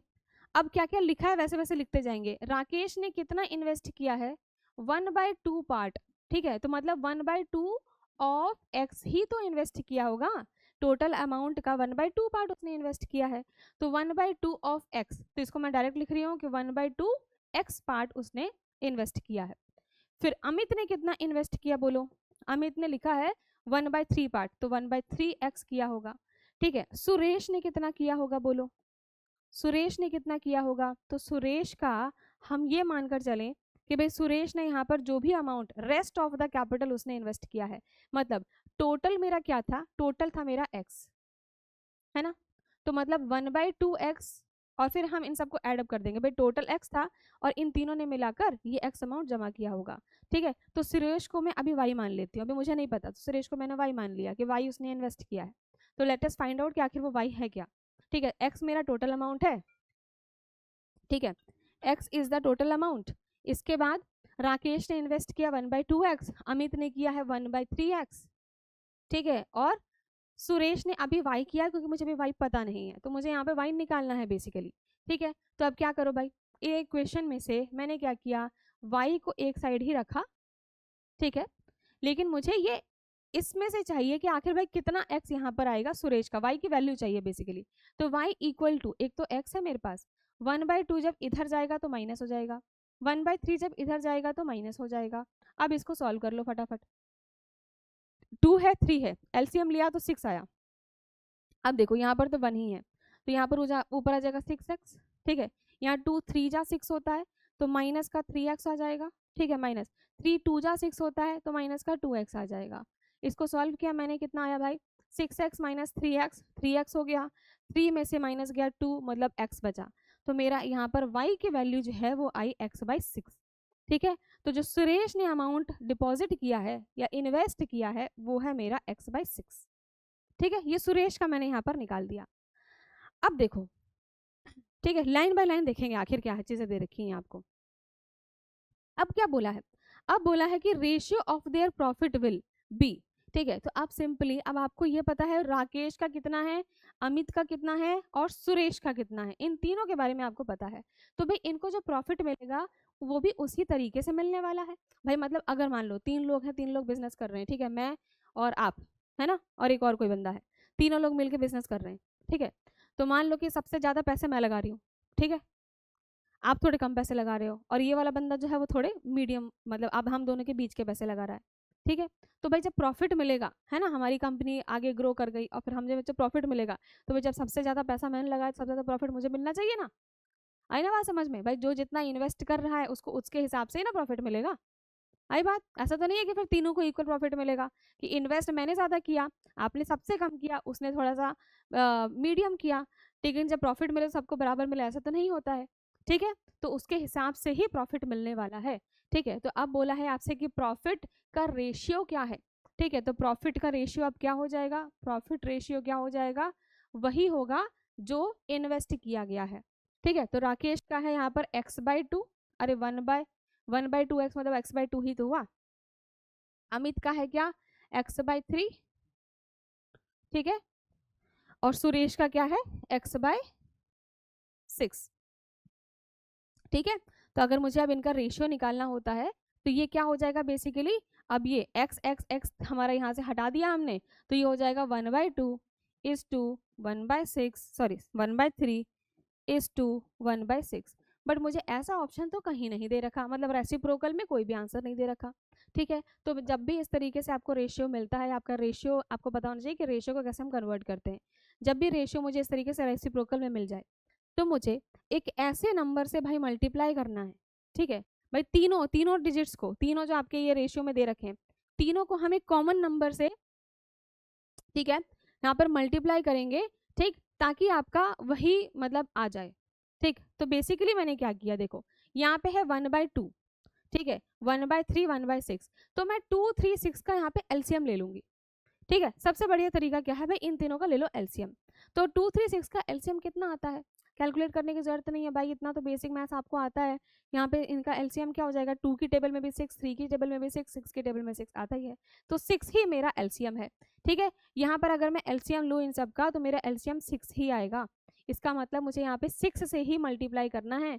ठीक है, तो 1/2 को मैं नीचे लिख रही हूँ यहाँ पर। ठीक है, 1/2 को भी 6 से मल्टीप्लाई करेंगे, फिर 1/3 को भी 6 से मल्टीप्लाई करेंगे, और 1/6 को भी 6 से मल्टीप्लाई करेंगे। ठीक है, अब देखो क्या आ रहा है, 2 3 जा 6, ठीक है, तो यहाँ आया 3 इज 2, 3 2 जा 6, तो यहाँ पर आया 2, फिर 6 1 जा 6, 6 6 कट गया, यहाँ पर आया 1। तो मेरा रेशियो क्या निकल चुका है, मेरा रेशियो निकल चुका है 3:2:1, 3:2:1, मतलब बी वाला ऑप्शन मेरा एकदम सही है। आगे बात समझ में क्लियर है, आगे बढ़ें क्या। ठीक है, आसान सा क्वेश्चन था, कितना किसने इन्वेस्ट किया तो प्रॉफिट भी उस हिसाब से ही होगा। सिंपली हमने यहाँ पर रेशियो का काम किया है, कैसे हम रेशियो जो है वो दे रखा है उसको हम किस तरीके से अपना एक कह सकते हैं कि रेसिप्रोकल जब आपको दे रखा है, ठीक है, तो हमें ऐसा रेशियो लाना है कि सिर्फ न्यूमरेटर आए आपका, ठीक है, सिर्फ ऊपर वाली वैल्यू आए, नीचे आपका कोई डिनोमिनेटर में ना आए। डिनोमिनेटर में 1 हो गया ना यहाँ पर सिंपल, ठीक है ना। चलो जी नेक्स्ट क्वेश्चन पर आगे बढ़े, अगला क्वेश्चन ये रहा। ठीक है, अब देखो क्या लिखा है यहाँ पर, क्वेश्चन एकदम इजी सा है, लॉजिकल क्वेश्चन है। ठीक है, खुद से आप इसको वीडियो पॉज करके खुद से ट्राई भी कर सकते हो जाएगा, that's not a difficult question. लिखा है अ बस for Delhi leaves every 30 minute from a bus stand. Question को ढंग से पढ़ना, एक बस है, फॉर दिल्ली, फ्रॉम नहीं लिखा है, मतलब एक बस जो दिल्ली के लिए है, दिल्ली जा रही है, तो किसी एक्स पॉइंट से, ठीक है, बस स्टैंड से, तो बस स्टैंड से कहाँ जा रही है, दिल्ली जा रही है। ठीक है, तो अब बस for Delhi leaves every 30 minute from a bus stand, तो हर 30 मिनट के बाद भाई, मतलब हर 30 मिनट के गैप के बाद ना बसेस चलती हैं इस बस स्टैंड से दिल्ली के लिए, हर 30 मिनट बाद। ठीक है, अब बोला है an inquiry clerk Ramesh told Anil, ठीक है, एक इंक्वायरी क्लर्क है रमेश, तो रमेश जो है वो अनिल को बताता है क्या बात, कि a passenger that the bus has already left 10 minute ago and next बस विल लीव एट 9:35 AM। ठीक है, ध्यान देना एक एक वर्ड पे, बोला है कि वो क्या बता रहा है कि एक पैसेंजर है that the bus has already left 10 minute ago, कि एक बस ऑलरेडी 10 मिनट पहले ही निकल चुकी है, 10 मिनट्स पहले एक बस निकल गई। ठीक है, तो आपको पता है कि जो गैप है वो 30 मिनट का होता है, और जो बस है वो 10 मिनट पहले ही निकल चुकी है, इसका मतलब बस कहीं आगे पहुंच गई होगी, 10 मिनट आगे पहुंच गई होगी। ठीक है, अब बोलता है कि एंड नेक्स्ट बस विल लीव एट 9:35 AM, और जो अगली बस की टाइमिंग है वो 9:35 AM है, 9:35 AM है। तो at what time did the inquiry clerk gives this information, तो अभी प्रेजेंट टाइम में जब उसने ये इंक्वायरी पूछी है तो वो क्या टाइम हो रहा होगा। देखो एकदम आसान सा क्वेश्चन, उसने बोला कि 9:35 AM पे अगली बस आएगी, और आपको पता है कि भाई 30 मिनट्स का डिफरेंस, ठीक है, हर 30 मिनट्स के गैप में बसेस चलती हैं, तो 9:35 AM पे बस आएगी, तो बताओ इससे पहले जो बस होगी वो कितने बजे निकली होगी, इसके आधे घंटे पहले, 30 मिनट पहले, तो 30 मिनट पहले मतलब क्या हो जाएगा 9:05 पे। ठीक है, 9:05 पे, 9:05 पे बस निकली होगी पिछली वाली, है ना, 9:05 के बाद 9:35 पे आएगी 30 मिनट बाद। लेकिन बोला कि इससे पहले वाली जो बस है ना वो ऑलरेडी 10 मिनट पहले निकल चुकी है, 10 मिनट्स पहले निकल गई है, ठीक है। तो अभी प्रेजेंट टाइम क्या हो रहा होगा, 10 मिनट पहले निकल गई, मतलब कि 9:05 में आप 10 मिनट को कर दोगे ऐड, तो भाई 9:05 है ना, 10 मिनट ऐड किया तो 9:15 हो गया। तो अभी जो मेरा टाइम हो रहा है वो हो रहा है 9:15। आगे बात समझ, 9:15 AM। एकदम लॉजिकल क्वेश्चन था, कुछ नहीं था इस क्वेश्चन में, ठीक है। चलिए अगले क्वेश्चन पर आए, नेक्स्ट क्वेश्चन। अब देखो मैथ्स का है आपका बेसिकली, है ना, सिंपल आपका ये परसेंटेज दे रखा है, कैसे हम सॉल्व करेंगे यही कहानी, और कुछ है नहीं इसमें, ठीक है।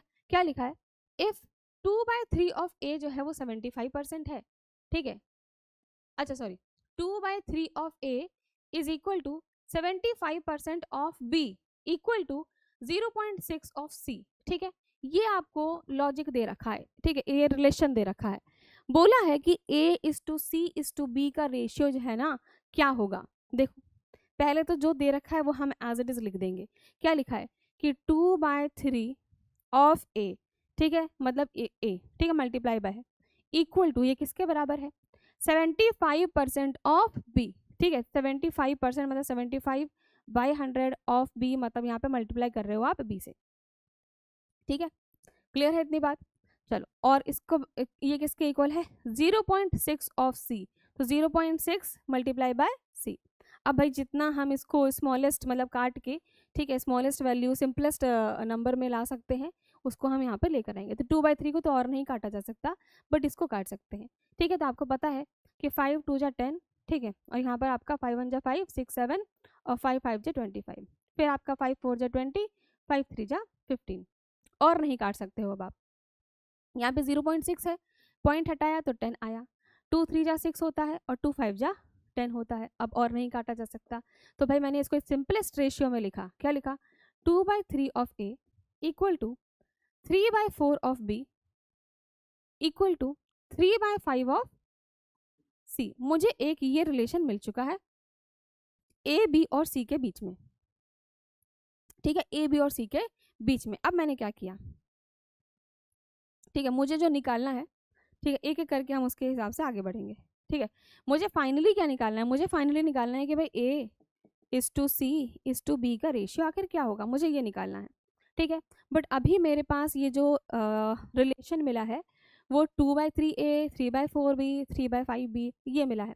तो मुझे इसी को तोड़ मड़ोड़ करके, ठीक है, क्या करना है, मुझे ए की वैल्यू चाहिए, बी की वैल्यू चाहिए, सी की वैल्यू चाहिए, या फिर किसी भी एक टर्म में, ठीक है, मतलब कॉमन मुझे चाहिए कि भाई यहाँ भी ए हो जाए, यहाँ भी ए हो जाए, यहाँ पर भी ए हो जाए, ताकि आप काट सको, ठीक है। तो मुझे एक ही टर्म में भाई ये चीज़ चाहिए। तो मैंने क्या किया, फर्स्टली पहले मैं इन दोनों को कंपेयर करूंगी, ठीक है। तो मैं यहाँ पर लिख रही हूँ 2/3 ए इज इक्वल टू 3/4 बी, ठीक है। अब इस पर्टिकुलर इक्वेशन से मैं बी की वैल्यू निकाल लेती हूँ, ठीक है, बी की वैल्यू मुझे निकालनी है बाई चांस, मान लो, ठीक है, ये समझ में आ जाएगा मैम बी की क्यों निकाल रही हूँ, फिर 2 मिनट रुको, ठीक है। बी की वैल्यू लेट से मुझे निकालनी है, तो बी की वैल्यू निकालने के लिए क्या करना पड़ेगा, बी इज इक्वल टू भाई 4 और 2 मल्टीप्लाई करोगे आप, तो 4 2 जा 8 हो गया, 8a, ठीक है। और ये 3 3 जा 9, भाई 3 इधर चला जाएगा तो 3 3 जा 9, तो यहाँ पर आ जाएगा आपका 9, है ना, डायरेक्टली मैंने कर लिया, ठीक है। तो मेरी b की वैल्यू क्या आ गई है, 8/9a, इसको ऐसे लिखते हैं 8/9a। मुझे यहाँ से b की वैल्यू मिल गई है क्या, 8/9a, ठीक है। अब मुझे क्या करना है, देखो जो मेरा a वाला टर्म है, मैं ऐसा आखिर क्यों कर रही हूँ, मैं इसलिए कर रही हूँ कि मेरा फर्स्ट टर्म जो है वो a के टर्म्स में है। मुझे क्या करना है, मैं इसको भी a के टर्म में लिखना चाह रही हूँ और इसको भी a के टर्म में लिखना चाह रही हूँ, ताकि फाइनली मैं a काट सकूँ, ठीक है। इसीलिए मैंने क्या किया, मैंने b को, ठीक है, इसीलिए क्या किया कि मैंने b को a के टर्म में लिखा। अब सेम काम करूंगी कि मुझे c को भी a के टर्म में ही लिखना है, ठीक है। तो बताओ मेरा इक्वेशन क्या था यहाँ पर c और a का, 2/3a is equal to 3/5 c। अब मुझे यहाँ से c की वैल्यू चाहिए ताकि मैं उसको भी a के टर्म्स में लिख सकूँ, ठीक है। c क्या हो जाएगा, 5 2 जा 10 a 3 3 जा 9, ये लो जी, मैंने c की वैल्यू भी लिख दी है 10/9a। अब कुछ बचा नहीं है क्वेश्चन में, नथिंग। अब मुझे क्या चाहिए था, मुझे चाहिए था ratio a is to C/B का, ठीक है, ध्यान रखना A/C/B है, ABC नहीं है, ठीक है, A/C/B है। अब कुछ नहीं रहा क्वेश्चन में, ठीक है, अब क्या करोगे, A क्या है मेरा 2/3A, 2/3A, C क्या है मेरा अभी मैंने निकाला है 10/9A, 10/9A, ठीक है, B क्या है मेरा 8/9A, 8/9 और A, ठीक है। अब आपको पता है कि भाई तीनों जो है वो मैंने A के टर्म्स में लिख दिया है, तो A तो कट गया, A कट गया, ठीक है। अब ये रेशियो बस मुझे फाइंड आउट करना है, क्या है ये 2:3:10:9:8:9। अब ये वाली कहानी तो मैंने बताई है अभी जस्ट इससे पहले वाले क्वेश्चन में भी, कि अगर आपके पास इस तरीके से रेशियो आ जाता है, ठीक है, तो मुझे इन तीनों का लेना पड़ेगा एलसीएम, डिनोमिनेटर का एलसीएम, और उस एलसीएम से मल्टीप्लाई कर देंगे। तो 399 का एलसीएम लोगे तो क्या आएगा, 399 का एलसीएम लेंगे तो 9 ही तो आया भाई, 3 के टेबल में 9 आता है, 9 के टेबल में भी 9 आता है, तो 9 मेरा एलसीएम है ना, एलसीएम क्या है 9, तो इसी 9 से मैं कर दूंगी मल्टीप्लाई, ठीक है। तो मैंने यहाँ पर भी 9 से मल्टीप्लाई किया, नीचे लिख देती हूँ मैं, है ना, 2/3 इंटू 9 कर दिया, यहाँ भी 10/9 इंटू 9 कर दिया, यहाँ भी 8/9 इंटू 9 कर दिया, यहाँ भी, ठीक है। तो 3 जा 9, 9 कट गया, 9 कट गया, क्या आया यहाँ पे 3 जा 6, 10 और 8, और ये मेरा रेशियो निकल चुका है A/C/B का 6:10:8, 6:10:8, अरे यार सॉरी 3 जा 9, 3 जा, कुछ गड़बड़ है क्या, ओके गॉट इट। देखो यहाँ पर हमने क्या मिस्टेक करी, बहुत वैसे इजी सा है, कुछ है नहीं इसमें, है ना, छोटी सी मिस्टेक है ना, जो आप भी कर सकते हो, ठीक है। देखो हमने क्या किया, हमें A/C/B का रेशियो चाहिए था ना भाई, A/C/B का, तो भाई C तो मैं A के टर्म्स में निकाल ही चुकी हूँ, B भी मैं A के टर्म्स में निकाल चुकी हूँ, तो आपको 2/3A लिखने की तो कोई नीड ही नहीं थी, A तो मेरा A ही रहेगा ना, मुझे क्या निकालना है, मुझे निकालना है A/C/B, तो A तो मेरा A ही रहा, C की वैल्यू ये है, B की वैल्यू ये है, तो ये 2/3A लिखने की कोई नीड नहीं थी, है ना, तो ये 2/3 यहाँ पर हमारा नहीं आएगा किसी भी टर्म में, ठीक है, 2/3 हमारा यहाँ पर नहीं है, ठीक। तो अब देखो सिंपल क्या हो जाएगा, ये है मेरा A, मतलब यहाँ पे 1 आ गया, ठीक है, यहाँ पर भी 1 आ गया, और 1 इंटू 9 कर रही हूँ मैं, है ना, 9 सबको मैंने मल्टीप्लाई कर दिया है, तो 9 इंटू 1 9 आ जाएगा, हाँ अब सही है, 9 10 8, ठीक है, 9 10 8 कहाँ गया, बी वाला ऑप्शन मेरा सही है, ठीक है। तो बस इस चीज़ का ध्यान रखना था, सिंपल है कहानी, कि गलती से यहाँ पे भाई 2/3A लिख दिया था, 2/3A हमें लिखना नहीं है, क्योंकि हम यहाँ पर रेशियो निकाल रहे हैं A/B/A/C/B का, A तो A ही रहा, C ये रहा A की टर्म्स में, B ये रहा A की टर्म्स में, और सिंपली फिर हमने सॉल्व कर लिया है क्वेश्चन को एलसीएम लेकर, और अपना रेशियो जो है वो फाइंड आउट कर लिया, ठीक है ना। चलिए जी आगे बढ़े नेक्स्ट क्वेश्चन पर, अगले क्वेश्चन पर आगे बढ़ रहे हैं, ये रहा क्वेश्चन, देखो क्या लिखा है, Asha is twice as old as Anita, अब ये भी अगेन आपका एज प्रॉब्लम से क्वेश्चन है, ठीक है। क्या लिखा है कि जो आशा है ना, Asha is twice old as Anita, ठीक है, तो मतलब मैं ऐसे लिखती हूँ, आशा, मैंने कहा था इज के बाद कुछ भी जो आता है वो इक्वल टू के बाद आता है, इज या वॉज या विल बी के बाद, है ना, हमेशा जो भी आपका ट्वाइस थ्राइस कुछ भी दे रखा है तो वो इक्वल टू के बाद होगा, तो आशा इज ट्वाइस ऑफ अनीता, ठीक है, इसको मैं ए एस लिख दिया, इसको मैंने ए एन लिख दिया, क्योंकि दोनों ए ए से थे, दैट्स वाई। अब बोला है कि 3 years ago she was 3 times as old as Anita, ठीक है, 3 years अगो, तो अब मुझे यहाँ पर इनको करना पड़ेगा माइनस, 3 years अगो, ठीक है, तो 3 years ago she was 3 times as old as Anita, ठीक है, तो ये जो आशा है ना 3 साल पहले, वो 3 times ओल्ड एज अनीता है, ठीक है।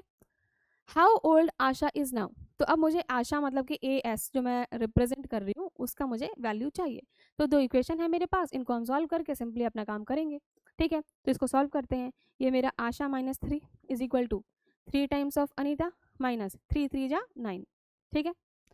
अब Asha minus 3 times of Anita, इधर क्या हूँ, ठीक है, ये -9 है, +3 उधर हो जाएगा मेरा, माइनस प्लस माइनस होता है, 6 आ जाएगा, वो भी माइनस का, ठीक है। यहाँ पर मुझे एक इक्वेशन मिल गई ये, ठीक है, ये इक्वेशन मुझे यहाँ पर मिल गई है, और यहाँ से मुझे पता है कि ए एस जो है उसको मैं 2 times ऑफ ए एन लिख सकती हूँ, ठीक है, तो यही वैल्यू अब मैं पुट करूंगी। ए एस जो है उसको मैं 2 टाइम्स ऑफ ए एन लिख सकती हूँ, minus 3 times of A N is equal to -6। Solve करो, सॉल्व करो। 2 - 3 मतलब 1 हो गया, तो यहाँ पे आ जाएगा माइनस का A N is equal to minus का 6, माइनस माइनस कट गया, मतलब अनीता की जो प्रेजेंट एज है वो 6 साल की है। अनीता 6 साल की है, तो आशा कितने साल की हो जाएगी भाई? अनीता जब 6 साल की है तो आशा, हमारे पास रिलेशन था A S is equal to 2 times of A N, है ना? तो आशा का क्या एज हो जाएगा? 2 इंटू अनीता है 6 साल की, तो 6 2 जा 12, ठीक है, 12 ईयर्स आंसर है मेरा, ठीक है, 12 ईयर्स मेरा करेक्ट आंसर। ए वाला ऑप्शन जो है वो एकदम सही हमें नजर आ रहा है। ठीक है जी, नेक्स्ट क्वेश्चन पर आगे बढ़ें क्या? अगला क्वेश्चन देखें क्या? चलो आगे को देखते हैं। 18th क्वेश्चन क्या है? Complete the following series. ठीक है, तो मेरे पास दे रखा है क्या क्या? 9 दे रखा है, फिर 12 दे रखा है, फिर 18 दे रखा है, फिर 30 दे रखा है, फिर 54 दे रखा है, और पूछा है कि अगला नंबर क्या होगा। ठीक है, अब मेरे को भाई लॉजिक देखना पड़ेगा कि भाई ये जो सीरीज लिखी गई है, ठीक है, 9 से 12 कैसे पहुंचे, 12 से 18, 18 से 30, 30 से 54, तो आखिर किस तरीके से यहाँ पे क्या लॉजिक लगाया गया है, वही सेम लॉजिक लगा के आप नेक्स्ट नंबर भी लिखोगे। ठीक है, पॉज करो वीडियो, खुद से सोचो। ठीक है, पॉज करो, खुद से सोचो। हो गया तो बहुत बढ़िया, नहीं हुआ तो चलो कोई बात नहीं, अब प्ले करते हैं। ठीक है, अब देखो 9 से 12 कैसे आया होगा भाई? 9 में सिंपल है, अगर मैं 3 ऐड करूँ, 9 10 11 12, ठीक है, 12 में मैं क्या ऐड करूंगी कि 18 आएगा? बोलो, 12 में मुझे 6 ऐड करना पड़ेगा, ठीक है, तो 18 आ गया। अब 18 में क्या ऐड किया जाए कि 30 आ जाए? तो 18 में 12 ऐड करूंगी तो 30 आ जाएगा। 30 में क्या ऐड किया जाए कि 54 आ जाए? तो 30 में मुझे 24 ऐड करना पड़ रहा है, तो मेरा 54 आएगा। अब देखो क्या हमने यहाँ पर लॉजिक लगाया, 3 यहाँ पे +3 किया, फिर +6 +12 +24, मतलब आप डबल ले रहे हो, डबल। 3 का डबल होता है 6, 3 3 6, 6 का डबल होता है, ठीक है, 12, 6 6 12, 12 का डबल होता है 12 12 24, ठीक है, तो 24 का डबल क्या हो जाएगा? 24 का डबल हो जाएगा 48। इसका मतलब मुझे यहाँ पर 54 में 48 को ऐड करना पड़ेगा। आई बात समझ में? डबल ले रही हूँ मैं बार बार, तो अब मुझे क्या करना है? 54 में +48 करो, कितना आएगा आंसर भाई? 8 9 10 11 12, ठीक है, 5 6 और 6 4 10, तो 102 मेरा करेक्ट आंसर है। 102 मतलब डी वाला ऑप्शन जो है वो मेरा एकदम सही है। ठीक है, सिंपल सा क्वेश्चन था, लॉजिक ढूंढना है हमें, और उस हिसाब से हम आराम से क्वेश्चन को सॉल्व कर लेंगे। क्लियर है ना? ठीक है, चलो एक और क्वेश्चन करते हैं। Arrange the given events in ascending order of their probabilities. तो इनकी प्रोबेबिलिटीज जो भी होंगी उनको हमें असेंडिंग ऑर्डर में, मतलब छोटे से बड़ा ऑर्डर में हमें इसको अरेंज करना है। ठीक है, प्रोबेबिलिटी का फॉर्मूला क्या आपको आता है क्या? प्रोबेबिलिटी का फॉर्मूला क्या होता है? प्रोबेबिलिटी का फॉर्मूला क्या होता है हमारा, कि जो भी मेरे आउटकम्स हैं, है ना, मतलब सिंपल आपका वही है, जैसे हम मीन निकालते हैं, मीन क्या होता है कि सम ऑफ ऑब्जर्वेशंस अपॉन में टोटल नंबर ऑफ ऑब्जर्वेशंस, वैसा ही प्रोबेबिलिटी है। प्रोबेबिलिटी मतलब कि जो भी पॉसिबल आउटकम्स हैं divide by total number of outcomes. ठीक है, तो यहाँ पर क्या लिखा है कि ए का प्रोबेबिलिटी क्या है? Target is hit 2 times in 20 shots. ठीक है, तो यहाँ पर लिख रही हूँ अब मैं, प्रोबेबिलिटी ऑफ ए क्या है कि जो मेरा टारगेट है ना वो 2 टाइम्स, दो पॉसिबल आउटकम्स क्या है? 2, कि भाई टोटल मेरे जो आउटकम्स हैं, ठीक है, वो है मेरे 20 शॉट्स मिल रहे हैं, और 20 में से 2 बार ही ऐसी पॉसिबिलिटी है कि उसका टारगेट हिट करेगा। ठीक है, तो प्रोबेबिलिटी ऑफ ए हुआ 2/20। अब प्रोबेबिलिटी ऑफ बी क्या होगा? Is 175 times in 200 shots. Probability of C क्या हो जाएगा? 92 times out of 100 shots. Probability of D क्या हो जाएगा? 2 times out of 5 shots. Probability of E क्या हो जाएगा? 5 टाइम्स आउट ऑफ 13 शॉट्स। ठीक है, इसको आप कर लेंगे सॉल्व। 2 1 जा 2 और ये 1/10, तो 1/10 मतलब कि 0.1 आ गया है। ठीक है, तो इसकी वैल्यू है 0.1। भाई मुझे असेंडिंग ऑर्डर में चाहिए तो पूरा सॉल्व करना पड़ेगा। ठीक है, फिर है मेरे पास 175/200, फटाफट आपको दिख रहा है साफ साफ, 5 की टेबल में दोनों आएगा, 5 4 जा 20 और ये 0, 5 3 जा 15 और यहाँ पे 25 आया, तो 5 5 जा 25। ठीक है, फिर 5 7 5 जा 35 होता है, 5 8 जा 40 होता है, 7/8 आ गया। 7/8 को जब आप डिवाइड करोगे तो क्या आएगा आपका? 0.875। ठीक है, ये वैल्यू फिर 92/100 तो आपको साफ साफ दिख रहा है भाई, 2 4 जा 8 और 2 6 जा 12, 2 5 जा 10 और 0, फिर 2 2 जा 4, 2 3 जा 6, ठीक है, 2 2 जा 4 और 2 5 जा 10, 23/25 आ गया। ठीक है, इसको अगर हम सॉल्व करेंगे तो कितना आ जाएगा मेरा आंसर, 0.92 आएगा। वैसे इसको इतना लंबा सॉल्व करने की कोई नीड थी नहीं, कुछ नहीं था भाई कुछ क्वेश्चन में, इतना क्या मल्टीप्लाई डिवाइड कर रहे हो, ठीक है, लॉजिकली कर लो इसको, इतना क्या तामझाम करना है। जब दिख ही रहा है आपको कि 92/100 है, अगर नीचे वाली वैल्यू हमेशा 100 या फिर कितने भी जीरो लगे हो तो 2 0 है ना, तो ऊपर जाएगा तो ये 0.92 ही होना है। एक सेकेंड, है ना, तो कोई सॉल्व करने की जरूरत थी नहीं, 0.92 हो जाएगा, कोई आपको काटने की जरूरत नहीं है। ठीक है, फिर 2/5 है, 2/5 कितना हो जाता है मेरा, 0.4 हो जाएगा। ठीक है, फिर 5/13 है, काट नहीं सकते हो, डायरेक्ट डिवाइड करोगे तो 0.38 आ जाएगा। मतलब सिंपली यहाँ पे डिवाइड करके देखना था। अब अरेंज इन असेंडिंग ऑर्डर, छोटे से बड़ा लगाना है। सबसे छोटा कौन दिख रहा है, 0.1, मतलब पहले आएगा ए। ठीक है, फिर 0.1 के बाद कौन दिख रहा है, 0.38 ई, फिर 0.4 नजर आ रहा है डी, फिर उसके बाद 0.4 के बाद 0.8 नजर आ रहा है मतलब बी, और सबसे बड़ा है मेरा 0.9 मतलब कि सी। ये है मेरा ऑर्डर, ए ई डी बी सी, ए ई डी बी सी, ए ई डी बी सी, सी वाला ऑप्शन जो है वो एकदम सही है। ठीक है, सी इज द करेक्ट आंसर। आगे बात समझ में, एकदम इजी सा क्वेश्चन था, क्लियर।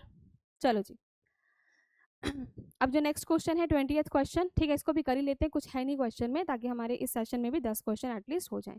ठीक है, इन the following figure question find out which of the following figures 1 2 3 4 complete the figure matrix. भाई कैसा फिगर होगा कि भाई आपका फिगर पूरा आपका कंप्लीट हो जाए। देखो यहाँ पे क्या है, ए के इस तरीके से दे रखा है यहाँ पर, ठीक है, ऊपर की तरफ है ये। ठीक है, ये वाला जो है वो कैसे है, नीचे की तरफ है। तो देखो एक ऊपर एक नीचे, ठीक है, तो यहाँ पर कैसा होना चाहिए मामला, ये ऐसे है तो यहाँ पर ये ऐसे होना चाहिए। ठीक है, चेक करो सब में ऐसे ही दे रखा है। चलो नेक्स्ट देखा अब हमने, अब क्या है, यहाँ पर अगर इसका पॉइंट ऊपर था तो ये नीचे की तरफ इस तरीके से आ रहा है। ठीक है, इसका पॉइंट जब नीचे है तो ये ऊपर की तरफ आ रहा है, इसका पॉइंट इधर है तो ये इसके ऑपोजिट है। तो जब इसका पॉइंट इधर होगा तो क्या ये ऐसे होना चाहिए। ठीक है, चेक करो कौन सा आंसर है ऐसा, ऐसा मुझे कौन सा मिल रहा है। भाई ये मत कर देना गलती से, वन आप जल्दी में कर सकते हो। भाई ये पॉइंट मेरा लाइन पे टच होगा, लाइन पे टच हो रहा है सब में, ये लाइन पे टच नहीं है, दिस इज रॉन्ग। ये है करेक्ट आंसर, लाइन पे टच हो रहा है, यहाँ तो 2 और 3 गलत है, तो मेरा 2 वाला ऑप्शन जो है एकदम सही मैंने बनाया है। ठीक है, तो इस वाले पार्ट 2 का जो आपका लेक्चर था, इसमें भी मैंने 10 क्वेश्चन जो है बाकी के डिस्कस कर लिए। आगे हमारा नेक्स्ट पार्ट में बाकी के क्वेश्चन जो आपके बचे हुए हैं उनको डिस्कस करेंगे। ठीक है, 2023 का ही पेपर अभी हमारा कंटिन्यू चलेगा। ओके बच्चों, थैंक यू सो मच। किसी भी क्वेश्चन में अगर कोई डाउट लगे, कोई भी आपको पूछना हो तो आप आराम से मुझसे पूछ सकते हैं, कोई बड़ी बात नहीं है। ठीक है, thank you so much, bye bye.